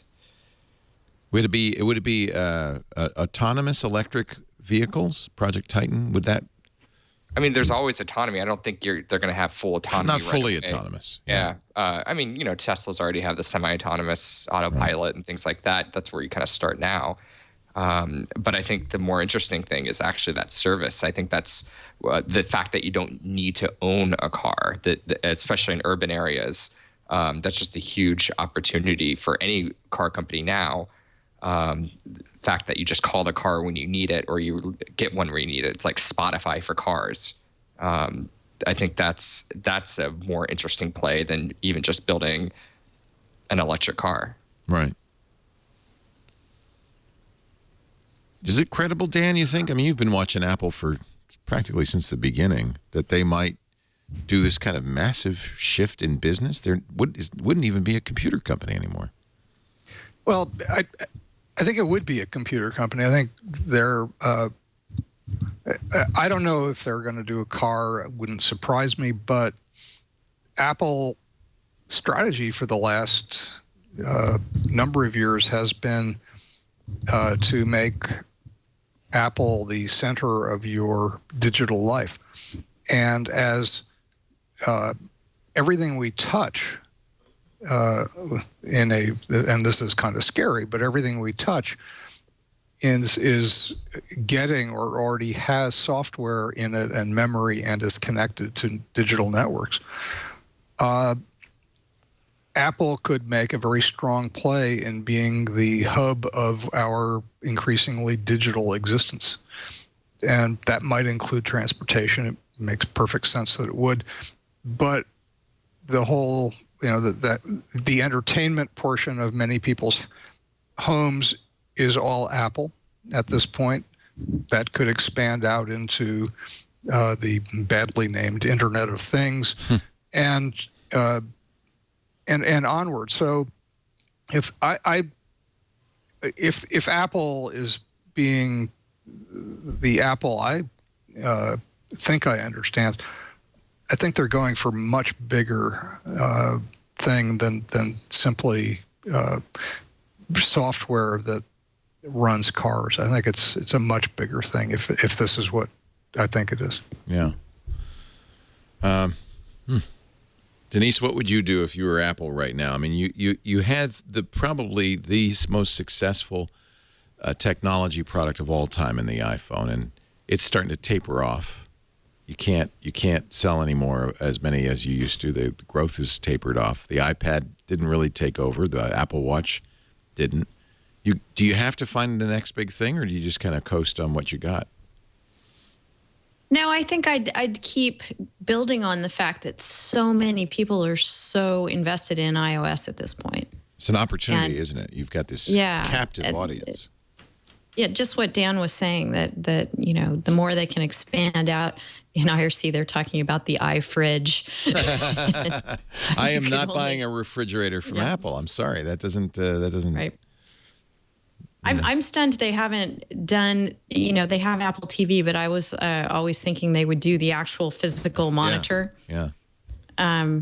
You make such a good point, waiting though. For that. That what Apple probably should be looking at is ways to capitalize on the very devoted fans who are locked into their ecosystem.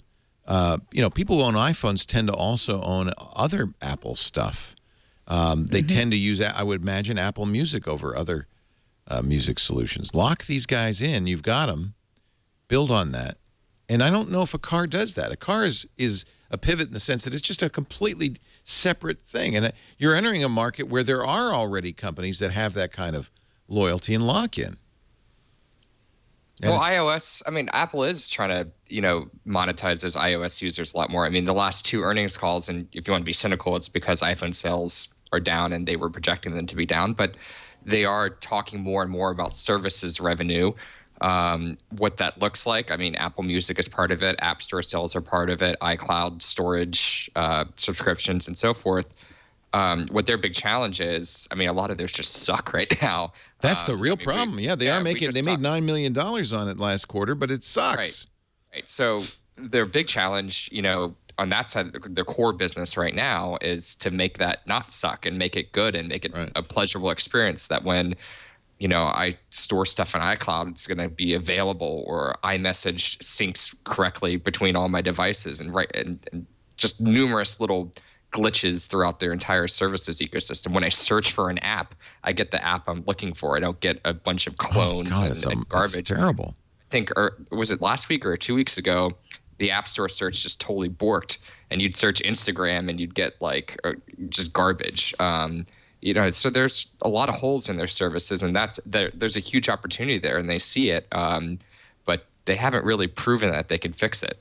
Although it does show you the benefit of lock-in is, as bad as Apple services are, Apple owners tend to keep using those services. They don't even look outside of those because that's the world. iMessage is huge. That's like one of the top reasons people don't switch to Android from iOS, because everyone's on iMessage. Right. Right, and they're already getting into cars with, I forget what it's called, but they have something. Apple Car, or whatever. Right, something like Sync. Yeah, CarPlay. CarPlay, that's it. Right, that makes your car into an iDevice. Yeah. So there was a rumor, I don't know how true this is, Apple's denied it, from Digital Music News, that Apple, within 2 years, sooner or than later, will stop selling music for download. They're gonna move towards a streaming-only service. Apple's issued a denial, but of course they would, wouldn't they? I mean, that's the last thing you want people to do is start buying their music somewhere else, because Apple's going to shut down their music service. If Steve Jobs were alive, one source said he would have killed it by now.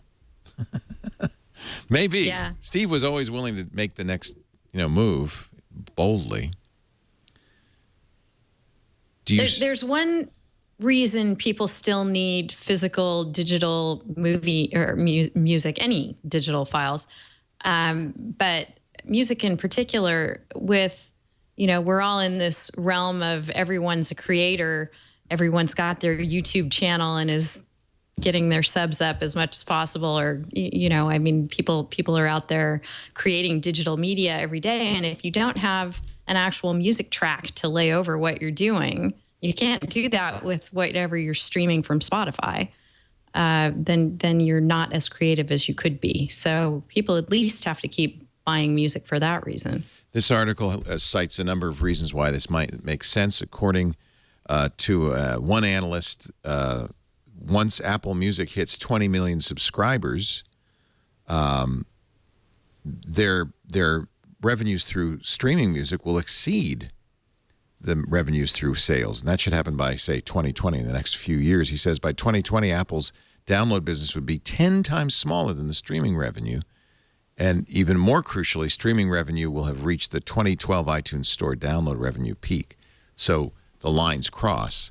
That's the point at which Apple would choose to turn off the iTunes Store. Also, product confusion. I think part of the reason that we saw those articles about Apple deleted my music is this kind of confusion between downloading songs and owning them and having them on your hard drive and streaming them only. If you just are on a streaming service, those things don't, that doesn't come up. And also, I think you got to consider the music industry, which embraced Apple's iTunes initially because Apple was small. They didn't think that would be a big deal, whatever. Now, iTunes is the #1 place people buy music, and that gives Apple a huge amount of power and influence in the music industry, and I don't think the music industry much likes that. At the same time, the music industry would love to create a world where we own absolutely nothing. Right. And so streaming services, my only surprise is that they didn't create their own first. Well, again, we're talking about an industry that, thinks backwards 20 years, not ahead. That's a missed opportunity, isn't it? Well, it's a good thing for you and me that they blew it, because I know for one thing, I'm not going to stop making backups of my music. Right. We'll continue to own music, but you know. But you don't own it. We don't own it. That's the thing. You don't. Right. Even if you buy a CD, you don't own the music. You own the disc, but not. You don't own them. Remember, though, how much artists hate this idea of streaming because they say we don't get much money for streaming. Yeah, but that's because the record industry is screwing them again, as it does whenever it has a chance. Right. Right.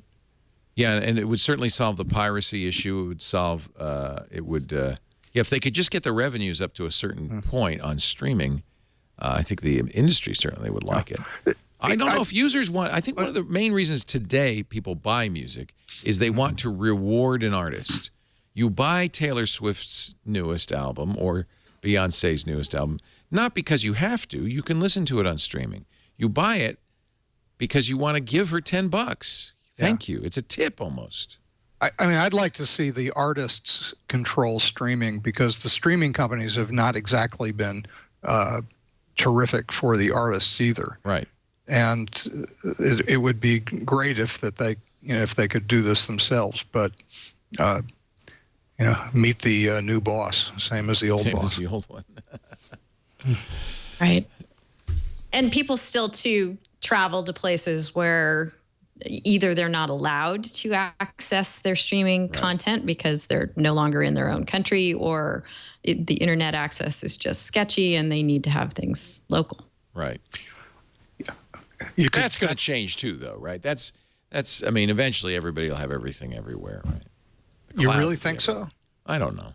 Yeah, you're dealing with companies that that's what Mark Zuckerberg wants and Google wants, and it's not what Netflix wants. Apparently, they've been blocking VPNs. Even so, I use a VPN on Wi-Fi at home just to be safer, and as a result, Netflix won't let me watch on my devices at home. That's Netflix more responding to the commercial interests of the motion picture industry than it is their own commercial interests. Yeah, that's what they say. But they also claimed that when people got upset about it, they said, "Yeah, but we're releasing all of our stuff worldwide." And then it turned out I couldn't watch House of Cards either.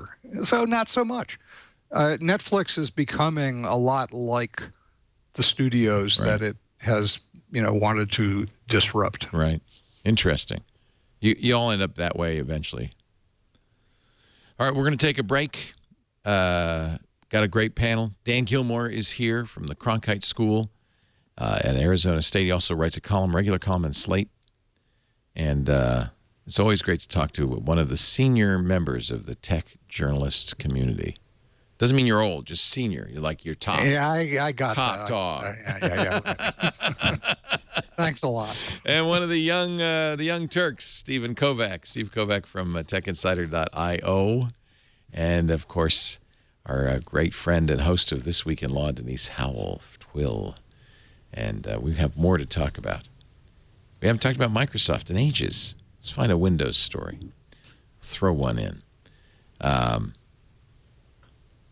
And Yahoo's for sale. And you won't believe who's considering to buy it. There's a tease. And Yahoo is up for sale, and you won't believe who bought it.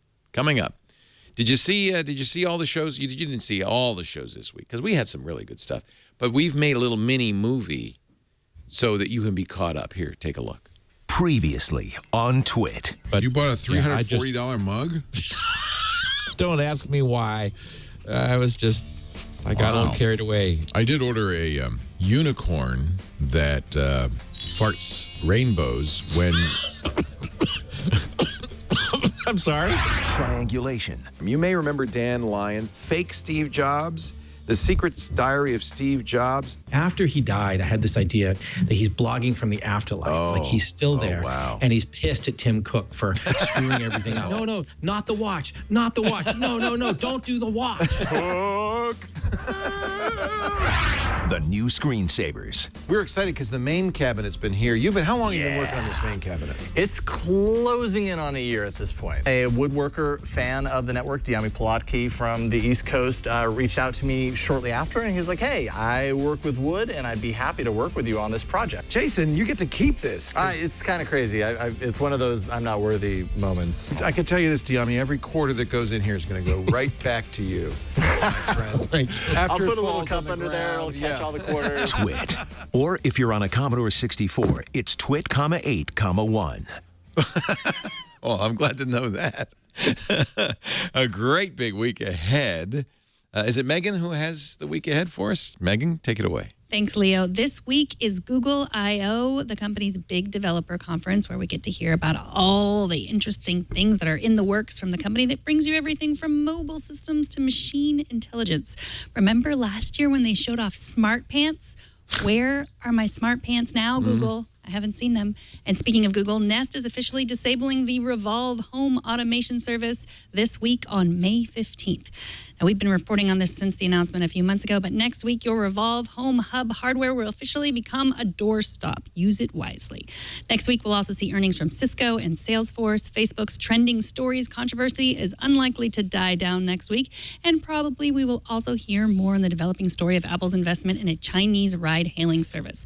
Jason Howell will be in the trenches at Google I/O for most of next week, but I will be here reporting on all of this news and so much more on Tech News Today. I hope you'll be there with us. Back to you, Leo. Thank you, Megan Maroney and Jason Howell on Tech News Today, Monday through Friday, 4 p.m. Pacific, 7 p.m. Eastern Time, 2300 UTC. You got to watch each and every episode. Our show this week brought to you by Harry's. You may have noticed how clean-shaven and soft my cheek is. That's because I use Harry's high-quality, high-performance blades made in Germany. Because you know what? Harry's bought the factory. They decided if we're going to get people great blades at a great price, we got to own the place where they're made. They asked, and they said the best razor blades are made at this factory in Germany. They bought them, and now they ship them right to you, so the blades are half the price of leading brands. You don't have to deal with lines at the drugstore. Kind of feel like a criminal as you stand there as somebody comes to unlock the plexiglass so you can get your blades. That's a sign they're charging too much for the blades, I think. 1 million guys have made the switch to Harry's, including me. I love my Harry's. Easy to go to the website. Start with a Harry's kit, like the Winston set. That's the one I use. I actually have a collection of Winstons. I've got the copper handle, the silver handle. I love my Winstons. And then, of course, I get the blades in the mail every month. And now you have your choice of foaming shave gel or the shave cream. I like the cream. It comes in a tube, but I know a lot of people like gels. You get your choice, and that's mailed to you each and every week. But you got to start with the razor handle, and that's where the kit comes in. Take a look at the Truman set. $15. You get a handle. You get 3 blades. You get a full size, not a sampler, a full size bottle of the gel or the cream. And the travel cover, which I think is actually really a very handy little added product. And then you get the razor and the shaving cream delivered to your door. So why pay $32 for an 8-pack of shaving blades when you get them for half the price from Harrys.com and a great shave? They've got the Truman set, as I mentioned, $15, but we've got a little deal for you. $5 off your first purchase when you go to harrys.com/twit, HARRYS.com/twit. Pick up the Truman kit. That's $10. And a great way to try it, get started. I think you'll like it. Harry's. Stop compromising. Give Harry's a try today. HARRYS.com/twit. We thank them so much for their support of This Week in Tech. So thank you, FCC. They're going to allow Charter Communications to merge with Time Warner Cable, a $78 billion merger. This after Charter already, got in trouble for flouting customer service rules. That didn't stop them. Remember, Charter was blocking cable subscribers from using their own modems. Even though they weren't allowed to do so by law. Charter customers, in June 2012, the company stopped allowing new customers or those switching to new price plans to use their own cable modems because they get $10 a month for renting them. This continued through August 2014, and the FCC slapped them with a fine that probably didn't come to 10% of the amount of money they made, a $640,000 penalty. And, here's the prize. Why don't you merge with Time Warner? The big get bigger. It's $640,000 is 18 minutes worth of revenue for the combined companies. It's going to be, Time Warner Charter will make $18.6 billion a year. Now, they're still number 2 to Comcast, I think. So you got Comcast and this new Time Warner charter. Don't know what to say. Are they number 2 in most hated companies? Yeah, everybody hates their cable company, right? Well, and I've been getting a lot of calls. I do the computer radio show, and it's heard in Los Angeles. And I've been getting calls from people who are furious because Verizon sold their FiOS installation in that area and other areas of the country to a company called Frontier. Did you get sold, Denise, to Frontier? Yes, we had Verizon service and just got a bill that all of a sudden said Frontier. And Frontier's service has been execrable.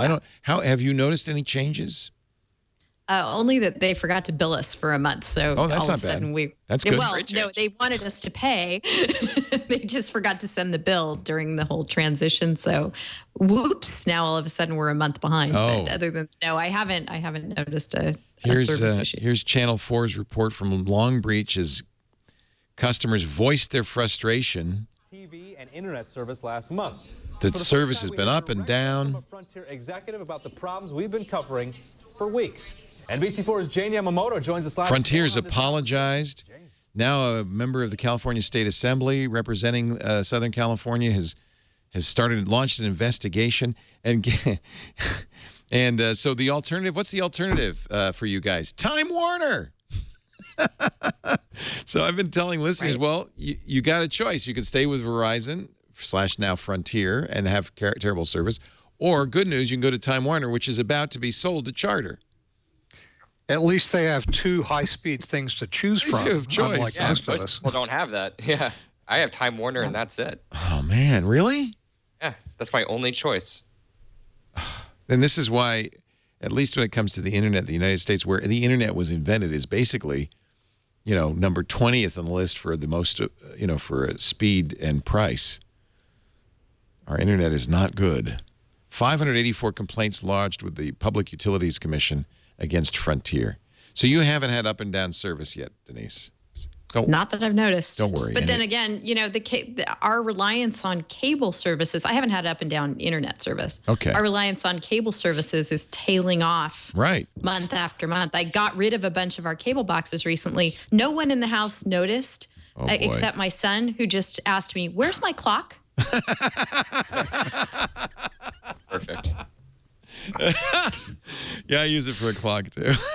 Yeah, that was it. Oh man, that's a telling question. Why are you still paying for it? Good question. Because now look, her internet's starting to go down. By the way, I just want to point out, as soon as we start talking about Frontier, you're getting all scratchy. Yes. For all the live sports that my husband likes to watch. That's the only reason. Yep. The Academy Awards, those live things. And I think we're not long for this. We just made our new Twit t-shirt, by the way, the Teespring t-shirt. And we decided to celebrate the fact that we are IPTV, that we have for a long time, for 10 years now, really been a television network on the internet. What is the teespring.com/twit? Is that the yeah? This is we call it our World Tour tee. It says Twit IPTV, and on the back, the reason we call it the World Tour TV is because we got all the t-shirt is because we got all the shows, but it looks like the concert dates. So this just went on sale. As with all of our t-shirts, it's only on sale for 30 days. And I talked Lisa into $20. She said, "Let's charge $25." I said, "Let's charge $19." She said, "All right, I'm not going to go for the $19. We'll do $20." I said, "Okay, deal." So very affordable. $20. We have them in a variety of sizes, including, we have women's, V-neck and regular, and there's also unisex for people who aren't sure which they are. And we only need 18 more to print, and we're going to get to that level, but we'll keep printing them for 28 days, and they will be shipped on June 12th. And there is a discount. If the more you buy, the less shipping costs, and I think that the price of the shirt goes down $5 too. So I thought I'd plug that. We are IP. We finally admit it. We've been IPTV all this time, and you didn't even know it. All you need is internet. Google I/O around the corner. It's going to be Wednesday. What are we looking for? Anything exciting? I'm the most excited about this Chirp thing. Chirp is really interesting. Yeah, if they put Google Now in a can, that's going to be tough for me to not buy it. But at the same time, we have a history of things launching at I/O that never really come to fruition. So I'm a little skeptical. But what is the evidence for Chirp? Is it just a rumor, or is it? No, the information, I think, was the first publication that broke that they're working on an Amazon Echo-like device. And then I think it was Recode this week figured out that's the name, Chirp, or at least it's the code name is Chirp. But you can easily imagine what it's going to be like, basically Google Now and a speaker. Hopefully it has a lot of good partnerships. I mean, the one reason I didn't buy Alexa right away was because it didn't have Spotify. So hopefully they have a lot of those. It has Spotify now, though, by the way. It does now, yeah. So hopefully, they have a lot of those key partnerships locked down right away, Uber and all that kind of stuff that makes the Echo so much fun. But for me, I'm super excited to see what this thing's like. I am a Echo fanatic. I have a Dot, the newest one, and I have several Echoes. I have one here in the office. I have them all over the house. And I love them because the speakers aren't great, which is why I don't listen to a lot of music on the Echo. But now with the Dot, I have it paired to a good speaker system. So it's great. I can get great music. I use it for a timer. Yeah. I used to use it that way, too. Yeah. It's fun. Yeah. I think the Echo is a really interesting product, and I was always surprised that neither Apple nor Amazon Google had a similar product, so it makes sense. On the other hand, people might be a little nervous about it after reading Gizmodo's story, and it's not really confirmed that the FBI, they did a Freedom of Information Act with the FBI asking if they'd ever turned on the Amazon Echo for wiretapping purposes. And they got back a response from the FBI, we can neither confirm it nor deny it. So that isn't a confirmation, folks. It's just we can't confirm it or deny it. I think sounds like a threat. Yeah, that's exactly what I thought is they would like you to think they could, even if they had, or maybe they hadn't thought of it. But really, aren't we surrounded by microphones the FBI could turn on with a court order? Yes. I mean, everywhere. Your TV, your Xbox, your webcam, your phone, your webcam. James Comey, the director of the FBI, even admitted, I keep a piece of tape over my webcam. He knows. It would be nice if they actually got court orders. Yeah, that would be great. Yeah. Just ask the court. The problem is the court, if it's the FISA court, never says no. Literally. They haven't said no to any request from law enforcement in 2 years. Zero. So I don't know if a court order. Yeah, I have a theory that actually there's really no FISA court. It's just a rubber stamp. Joey. It's a robot rubber stamp. Yeah. He's in the basement of the Department of the Justice Building. Hey, what do you want? Oh, yeah, no problem. Approved. Okay, so Chirp, there's a good one. I agree with you. I think if Google were going to do an Echo competitor, what could they do better than Amazon does? Well, I think what's great about Google Now is how it ties into everything that, basically it hits your email. So they know flight more. Alerts. Yeah, they know more. Flight alerts, restaurant reservations from OpenTable, things like that are just going to be baked into there. So, getting a reminder, hey, Google or whatever the keyword will be, what is my flight delayed? I think that would be really cool. I just feel like they can open up so many more use cases just by the nature of how awesome Google Now is on the phone. Yeah.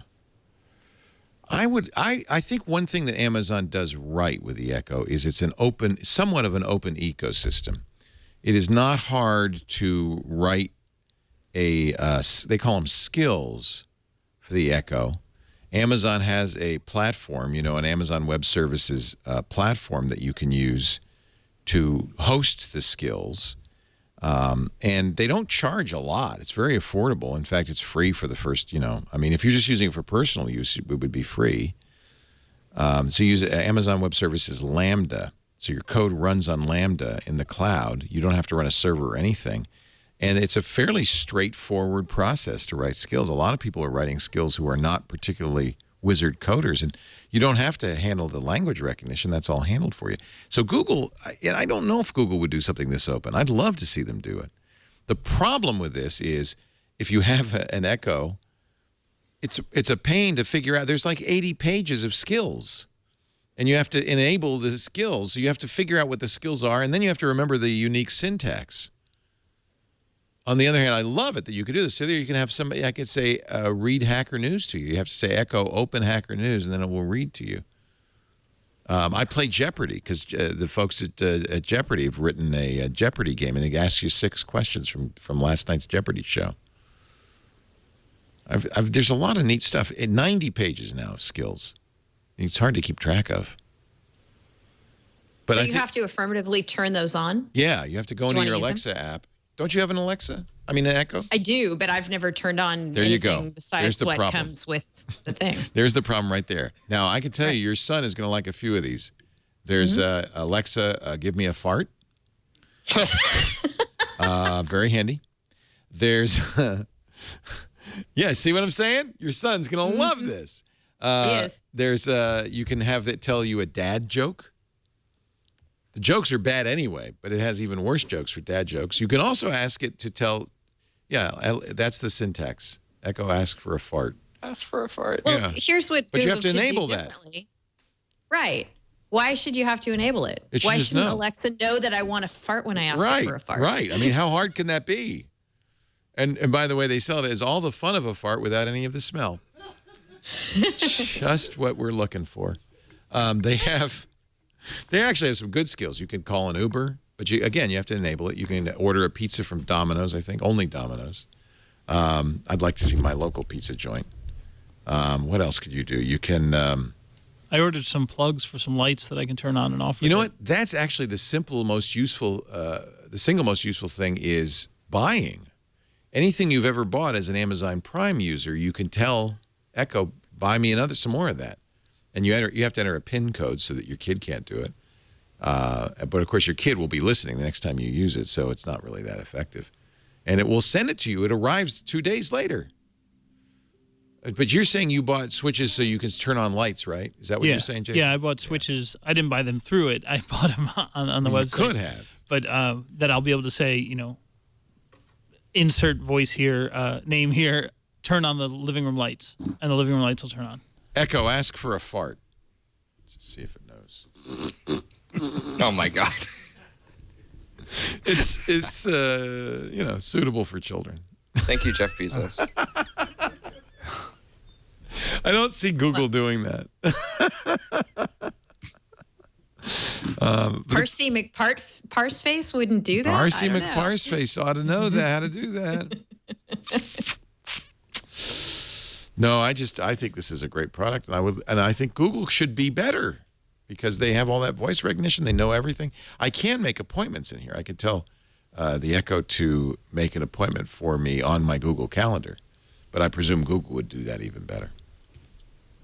I've been meaning to write an Alexa skill. I'd like to do that. I want to hook a Dot into my car with Wi-Fi. A lot of people want to and I was talking to somebody who I think has done that, one of our guests on Triangulation, because, so the Dot is like just the top part of the Echo. You cut off the speaker, and you can pair it to any Bluetooth speaker. So you'd pair it to your car. Or aux plug it in, too. The problem is that you'd need a battery backup on the Echo because it has to restart every time you turn on the car. Yeah. It would have to you'd have to use a Wi-Fi. You'd have to use one of those MiFi so they could have. I mean, it's a huge setup. It's a lot of work. I wonder if it'd be worth it though. I just ordered something from Logitech that they just announced that kind of does the same thing. It's a little magnetic dot that you put in your. See if I can find it. You put in your vent, and then it's called Zero Touch. I think it's Alexa for the Echo for the car. Well, let me go back. It disappeared. There it is. Learn more. I got to click the Learn More button. So the idea is it's a smart car phone holder with a voice command app. So when the phone is on the holder, I guess it's magnetic, it launches the app, and then you can text by voice-activated music, voice navigation. It can use Glimpse to share your location, hands-free calling. So even though your phone probably does that, this kind of integrates. It seems. Anyway, I ordered it. I'll let you know. I'll do a review. Sounds cool. It's just a matter of time before we can just talk to everything around us, right? And it'll respond and do stuff. I like that. Do you mind? Is that scary? Are you worried about surveillance? It's also a matter of time before everything can listen to us, and people we don't want listening are going to be, and not talking about law enforcement necessarily, but the one thing we've seen in this Internet of Things world is that it's using the word security with Internet of Things is like a total oxymoron. Good point. They have consistently made security not even an afterthought. It's that bad. Yeah. I'm not even close to ready to doing this stuff for some time. It is really a portal, an open door into your network in many cases. Yeah. Yeah. Yeah, and you know, instead of doing it right, they've done the expedient thing. Gee, where does that happen before? Yeah. Yeah. Every time. Yeah. Somebody says that I want to hear Denise's opinion on voice and what can or can't be done. Well, I was just thinking that, you know, along the lines of what Dan was saying, we're definitely going to see lawmakers start to pay attention to all this and insist that these devices in our homes have both security and privacy policies that are clear and reasonable, and let people know, you know, if the device is going to be listening to everything that's going on in your home, that has to be clearly laid out, and you have to have people understand that that's the trade-off. I have to say, though, I've always been, you know, my wife called me a bleeding heart liberal, and in favor of government regulation, this kind of stuff. But as time goes by, I'm getting more and more afeared of government intrusion in this stuff.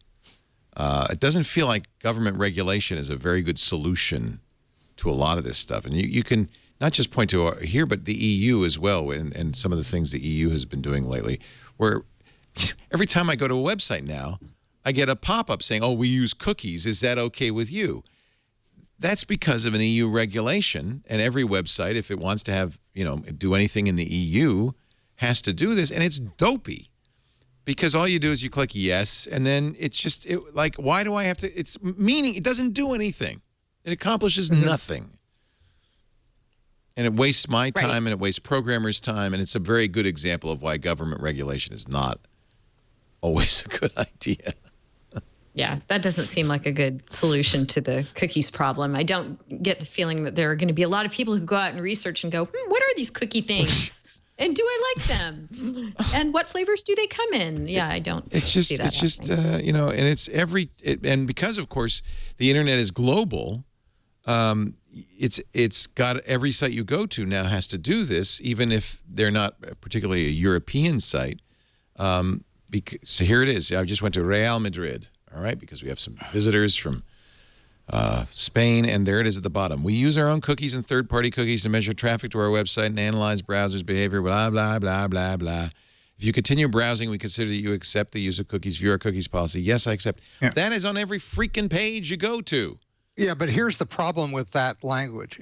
That's nothing language. Right. If it said instead the other part of that, which is we use cookies and other tracking technologies to spy on everything you do and track you around the World Wide Web, and we and a whole slew of shadowy advertising companies that you will never hear about are watching everything you do. Click here. I think people might be a little less happy about clicking. Yeah, but not. Call me crazy. So do you use the internet, Dan?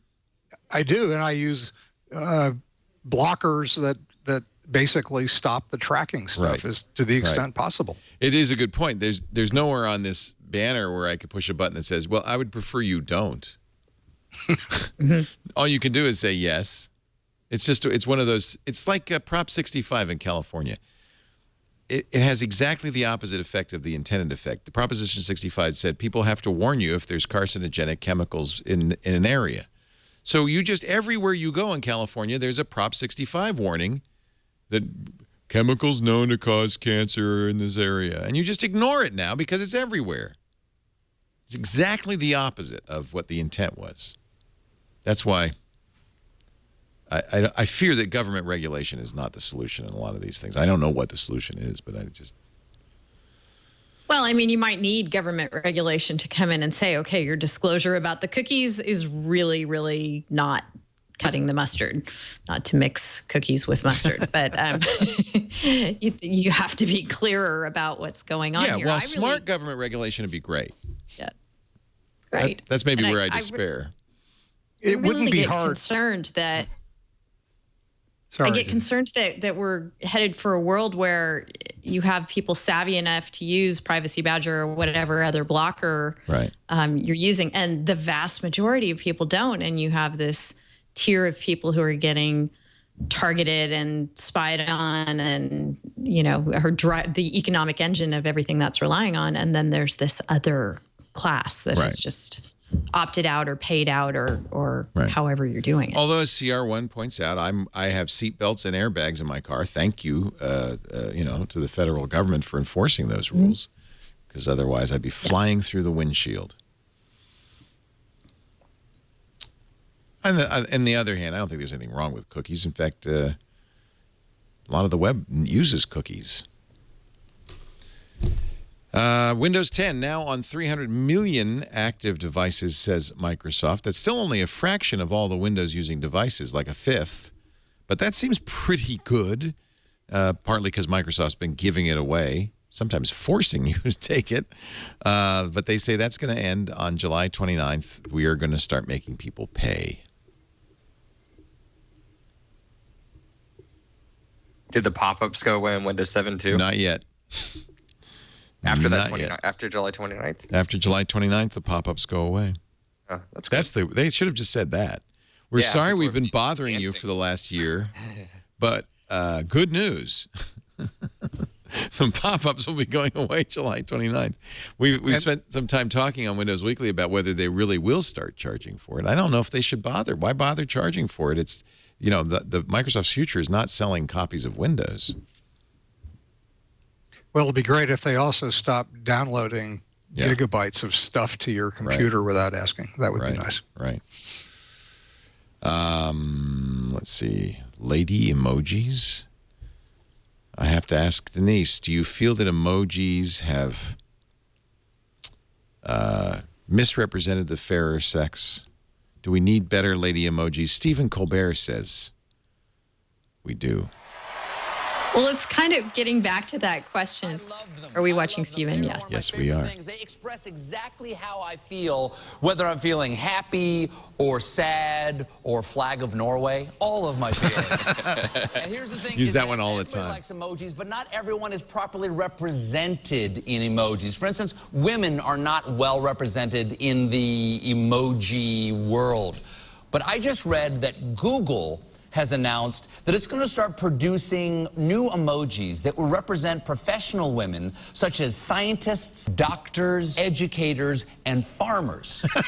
The farmer emoji, of course, fertilizes her field with emoji. Yeah. And I'm glad emojis are becoming more inclusive. It was only recently they added skin color options to represent people who don't have jaundice. Apparently, even though women use emojis more than men, they're a little underrepresented in the emojiverse. Let me show you how uneven it is. If you're a man in the world of emoji, you can be a police officer, a British palace guard, a Santa with a weird flesh beard, a private investigator, I want to say, bike helmet salesperson, a swami, a construction worker who also sells pot, and the saxophone player for Stay Human. All right, that's enough of that. Do you feel underrepresented? I didn't even know this was an issue, and I feel terrible about it. I've often felt not underrepresented as a woman, but just that emojis can't begin to get across everything that you need to in your communication needs. I think that's we're finally fixing emojis. Everybody's moved to stickers and GIFs. It's, I think part of the fun of emojis is it is a closed world, and you have to be creative in how you put them together to convey what you're saying. But all to the good. There's no, there's no central, it's not a government thing. You can't get mad at whoever's putting out emojis because it's the Unicode Consortium, believe it or not. Right. Because they decide, because it's part of the Unicode set. This is a request for comments. Expanding emoji professions, reducing gender inequality. And they have to get it approved by the folks at the Unicode Consortium. They're the ones who decide what's in the Unicode code set and what emojis are available. So I don't know. I mean, if they have various emojis that could be either male or female, it would be nice if you had the choice, like you have the choice with skin color. That would be nice. Am I a boy swami or a girl swami? That's a good point. And I don't think that would need approval because that's all the same Unicode symbol. There was a Kickstarter to raise money for the dumpling emoji. You have to actually buy a seat on the Unicode Consortium, and that's who decides emojis. And I don't see a lot of women or swamis on the. Here's a guy wearing a T-shirt that says "Shadowy Emoji Overlord." This is an actual meeting. I want that shirt so badly. These are the people who decide who's in charge. This is who's in charge. They decide what emojis will be in use. Wow. So the dumpling emoji is another movement because dumplings are also, it turns out, underrepresented. We just got hot dogs and pizza. I wish that someone would do a browser plugin for Chrome and Firefox that if on the desktop I hover the mouse over it, it translates it. Oh, so you know what it means. I don't always, in fact, I don't often know what it means. And something that would translate on mobile too, I would be very grateful. So please, somebody out there, please do that. Well, you know about Emojipedia. This is where you go if you want to know what an emoji means. You paste it into Emojipedia, and it gives you everything you'd ever want to know. It even shows you the representations of the emojis for all the different phones and Google and Microsoft and Twitter and Facebook. Because, you know, they have see that Mozilla one, that blowing a kiss, that's definitely a lady emoji right there. It's a weird one. I don't know what's going on with the eyes. Oh, I guess she's winking. I get it. Yeah. Microsoft's blowing a kiss also. A lady emoji. Let's take a break, and we could talk about what's going to happen to Yahoo. Apparently, Warren Buffett is now getting into the act, and he's got friends. Our show today brought to you by this little doohickey. This is a great thing. This is the tracker, and you know I was just looking because I didn't have my keys with me. I thought, where are my keys? So I launched the tracker app on my smartphone, and it tells me where my keys are, which is pretty darn awesome. But there's even more you can do with the tracker. See, there's where my keys are. And it says, last seen 2:16 p.m. on Sunday, May 15th. Oh, that's at home. I left them at home.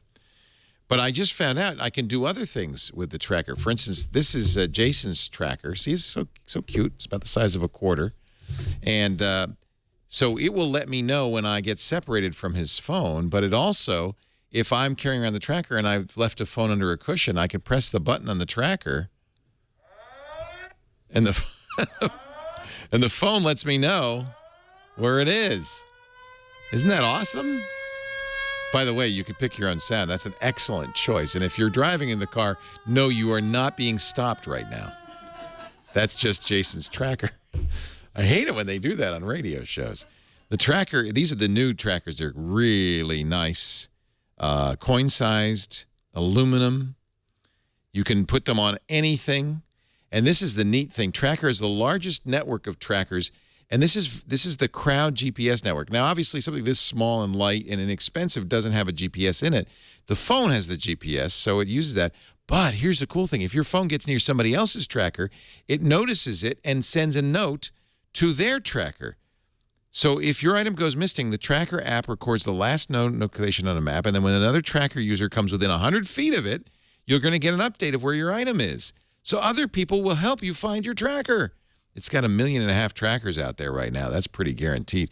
Tracker just announced their Tracker Atlas. It works with your Tracker Bravo. That's what this is. Or your third-party Bluetooth tracker to pinpoint your items inside the house. What? Yep.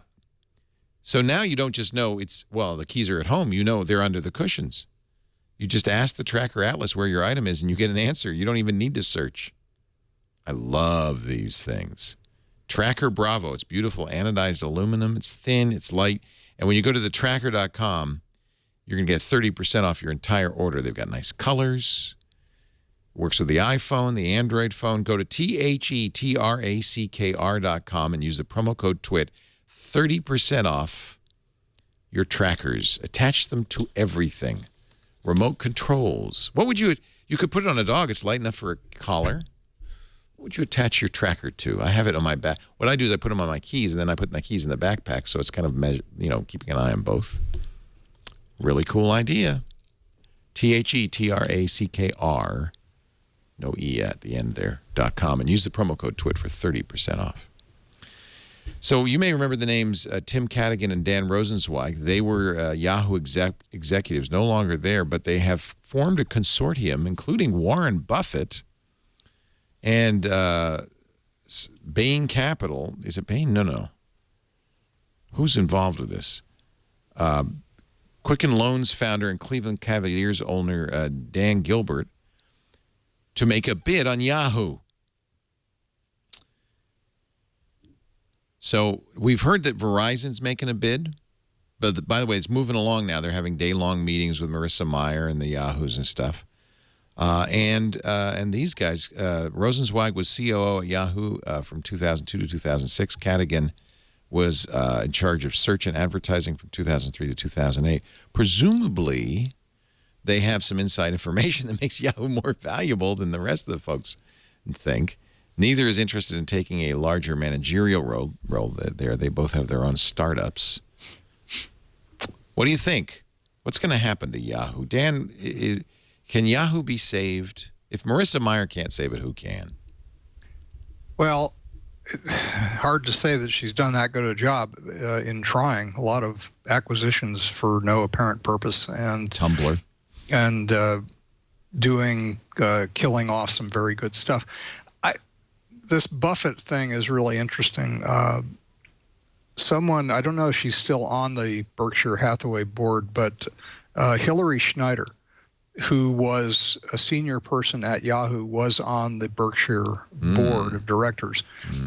And she's gone off to run some other company, but I can see some pieces possibly fitting together if that's why he's in it. But yeah, Yahoo can be saved. It's they're still enormously used by lots of people, and I think that they're running out of time for sure. But there's a lot of cash flow there, and there's a lot of pretty amazing properties that they could still do a lot with. I think it's been to some degree squandered, but it's not over. There's users for sure. This article's by Kara Swisher. She seems to know pretty well what's going on inside Yahoo before anybody else does. She says that it's guessed that the company will go for $4 billion once you separate out about $1 billion in patents. So who's bidding? Verizon, some private equity firms, TPG, Sycamore Partners, Vista Equity, and Bain Capital. And now, Warren Buffett and Dan Gilbert. Kind of interesting. $4 billion? I don't know. Seems like a lot of money for a company. I've been sitting here trying to think of how I've encountered Yahoo in the last year of my life. And I think the only two ways I can come up with is reprinting AP news stories and hosting Flickr. Flickr's the last gem there. It's not worth $4 billion, but it's definitely... still a gem. Although Flickr, you wonder, why didn't they launch an Instagram before Instagram? Why did they miss the boat on that stuff? If anybody could do it, they could. Let's see. Anything else we want to get in here? The Philly police have admitted now That was great. That was their truck. So actually, I'm glad Denise is here because I would love to know the legal ins and outs of this. So the Philadelphia police are employing a device. Let's see if I could find the name here, called the LSAG MPH 900. It is a automatic license plate reader, and it's a pretty damn sophisticated one. It uses infrared to look at temperature differentials on license plates between the raised letters and the base of the plate, and it can read multiple license plates at the same time with great accuracy. Who knew? More than 1,000 agencies across all 50 United States are using the digital automatic license plate reader. They're sitting on the roads and just capturing every license plate that goes by. You know, I know people complain about license plate, red light cameras and the readers on bridge tolls and so forth, but apparently the police can just sit on the road and do it. But they're a little hesitant because these trucks, these vans have some equipment on the roof, and maybe that might scare people. So the Philadelphia police said, "Oh, we can fix that," and they affixed a Google Maps logo to the truck. It's not even a good disguise. It's a bad Google Maps logo. They just took the app icon and made a little sticker and put it on their car. I mean, it's like a clown car. It's just hilarious that they thought that would do it. Yeah, but you two are the only people in the world who, or not the only two, but you're among the very few people who would know the difference. Yeah, I mean, I would look at that and go, oh, I would even say, yeah, that's a strange sticker, but that must be them. I mean, well, right, because Google owns those logos and trademarks. Oh, that. Oh, yeah. You really aren't allowed to use them without Google's permission. So that's just a no-no. Is it allowed? I guess the streets are public. It's allowed for. Can anybody have one of those devices and sit on the street and watch license plates go by? I don't see why not. I mean, you're out in public. People can, they can. So not only law enforcement, but I can do it. Probably. Right. So, that's interesting. However, they might be in trouble with Google because, as you say, it's their trademark. In fact, Google seems pretty unhappy about it. There are a couple of companies now that are actually doing this routinely and selling the data to anybody who wants it. Right, because if you have a billboard, you want to know who's going by. Yeah, they're arguing it's First Amendment gives them the right to do that. Wow. Denise, does that fly for you? It's a First Amendment. First Amendment, I don't get the speech component there, or how government would be abridging your speech so that the First Amendment is invoked. But I think a lot of people just think the First Amendment is the right to do anything you want. Yeah, no, it's privacy. I mean, what gets people's senses tingling is, hey, I didn't give you permission, and that's my private information. But when you're out in public, privacy to a large extent goes out the window. You can be photographed in public as long as you don't reasonably feel that you're in a photo-free zone. So, I just don't see why they can't do it. I'm sure they can. But the difference now is, of course, that this stuff becomes ubiquitous. I don't think that people had any expectation that they would be trackable at everything they do at every place they go. Well, and of course the addition not only of the tracking devices, but the ability to create massive interrelated databases that can deduce all sorts of stuff from this data smog that you leave behind you. Mm-hmm. That's the real power of it, right? It's not merely knowing that you were on the street. It's knowing everywhere you went, what you saw, and there you go. Well, it's maybe pointing out the need for some other vehicle identification system that at least we don't have to put our social security number on the back of our cars. Right. Could be worse. Well, that's so easy to get that what's the difference? Yeah, really. I mean, the whole point of a license plate is so that the public can identify you and turn you in if you're doing something wrong, and the police can identify you if you're at a stop.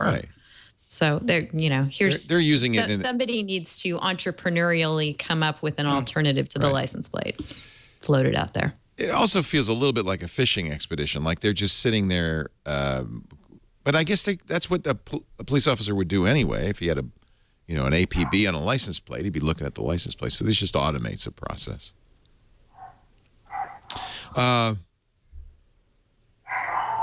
Isn't there a long-standing tradition though of the police and FBI hiding their activities in a van that has like the local pest control? Yeah. Right? I mean, or is that just in movies? Because they're not allowed to use other people's trademarks? You can't say you're the phone company? Well, there is some degree of government immunity from lawsuit, but this seems like a pretty egregious misrepresentation and taking of logos for a very unauthorized purpose. I think he could just send a Philly cheesesteak to whoever's in charge over there, Larry Page, and call it. Here's Joy. Sorry, we didn't mean to do that. Sorry, Larry, we didn't mean to do that. Well, we are looking forward to Google I/O. It's coming up. Normal truck. Let's go elsewhere. That's it. That's how they should do it, right? We have a Wi-Fi access point called FBI surveillance van here in the studio. Have we ever figured out whose that is? Jason, have you figured that out? Used your spidey sense? I think it might be Alex Gumpel. I don't know. I think it's across the street. You think it's across the street? Yeah. Is it that van? In the van. All right, we're going to wrap this up. Google I/O is Wednesday. Our live coverage begins then. We expect some VR stuff, too. I wouldn't be surprised to see... I would be surprised to see any Android Wear information. I feel like Google says, yeah, we're bored with that. That's done. I would be surprised to see anything about Nest. They don't want to talk about that. It'll be all upbeat. VR. Maybe I would love to see, and maybe we got a lot of Google developers here. Bet you'd love to see this too. The rumor that maybe the Chrome OS and Chromebooks will have an Android store in there, and you can put Android apps on your Chrome OS. I'd love to see that. Be good for you, right? Yeah. Be good for me. Want to thank you so much for joining us. It's great to see you again. Dan Gillmor, anything you want to mention, plug that you're up to?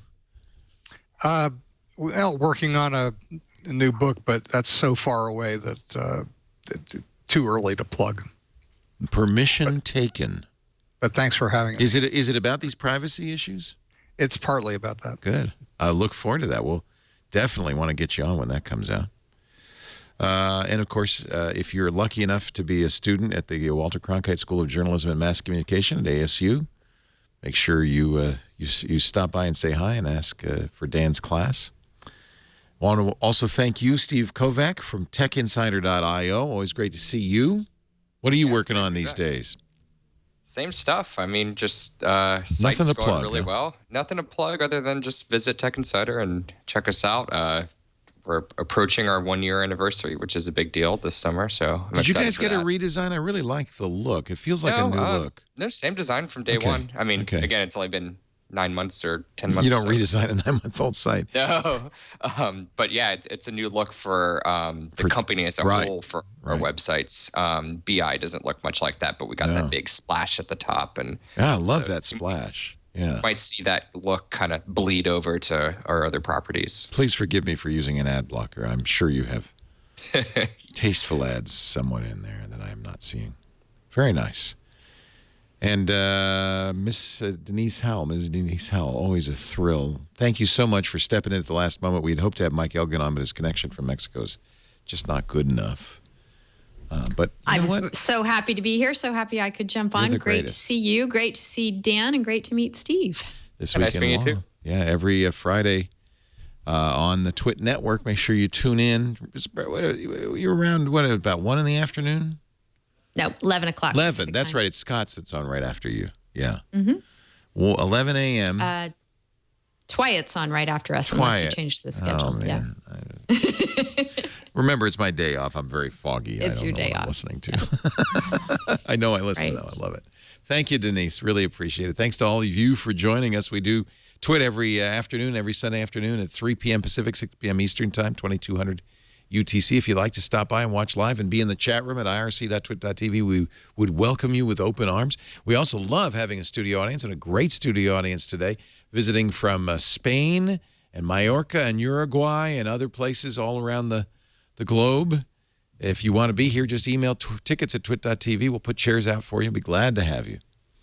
You can also download copies of every show, audio and video, available at twit.tv and wherever you get your podcasts. So please subscribe so you don't miss an episode.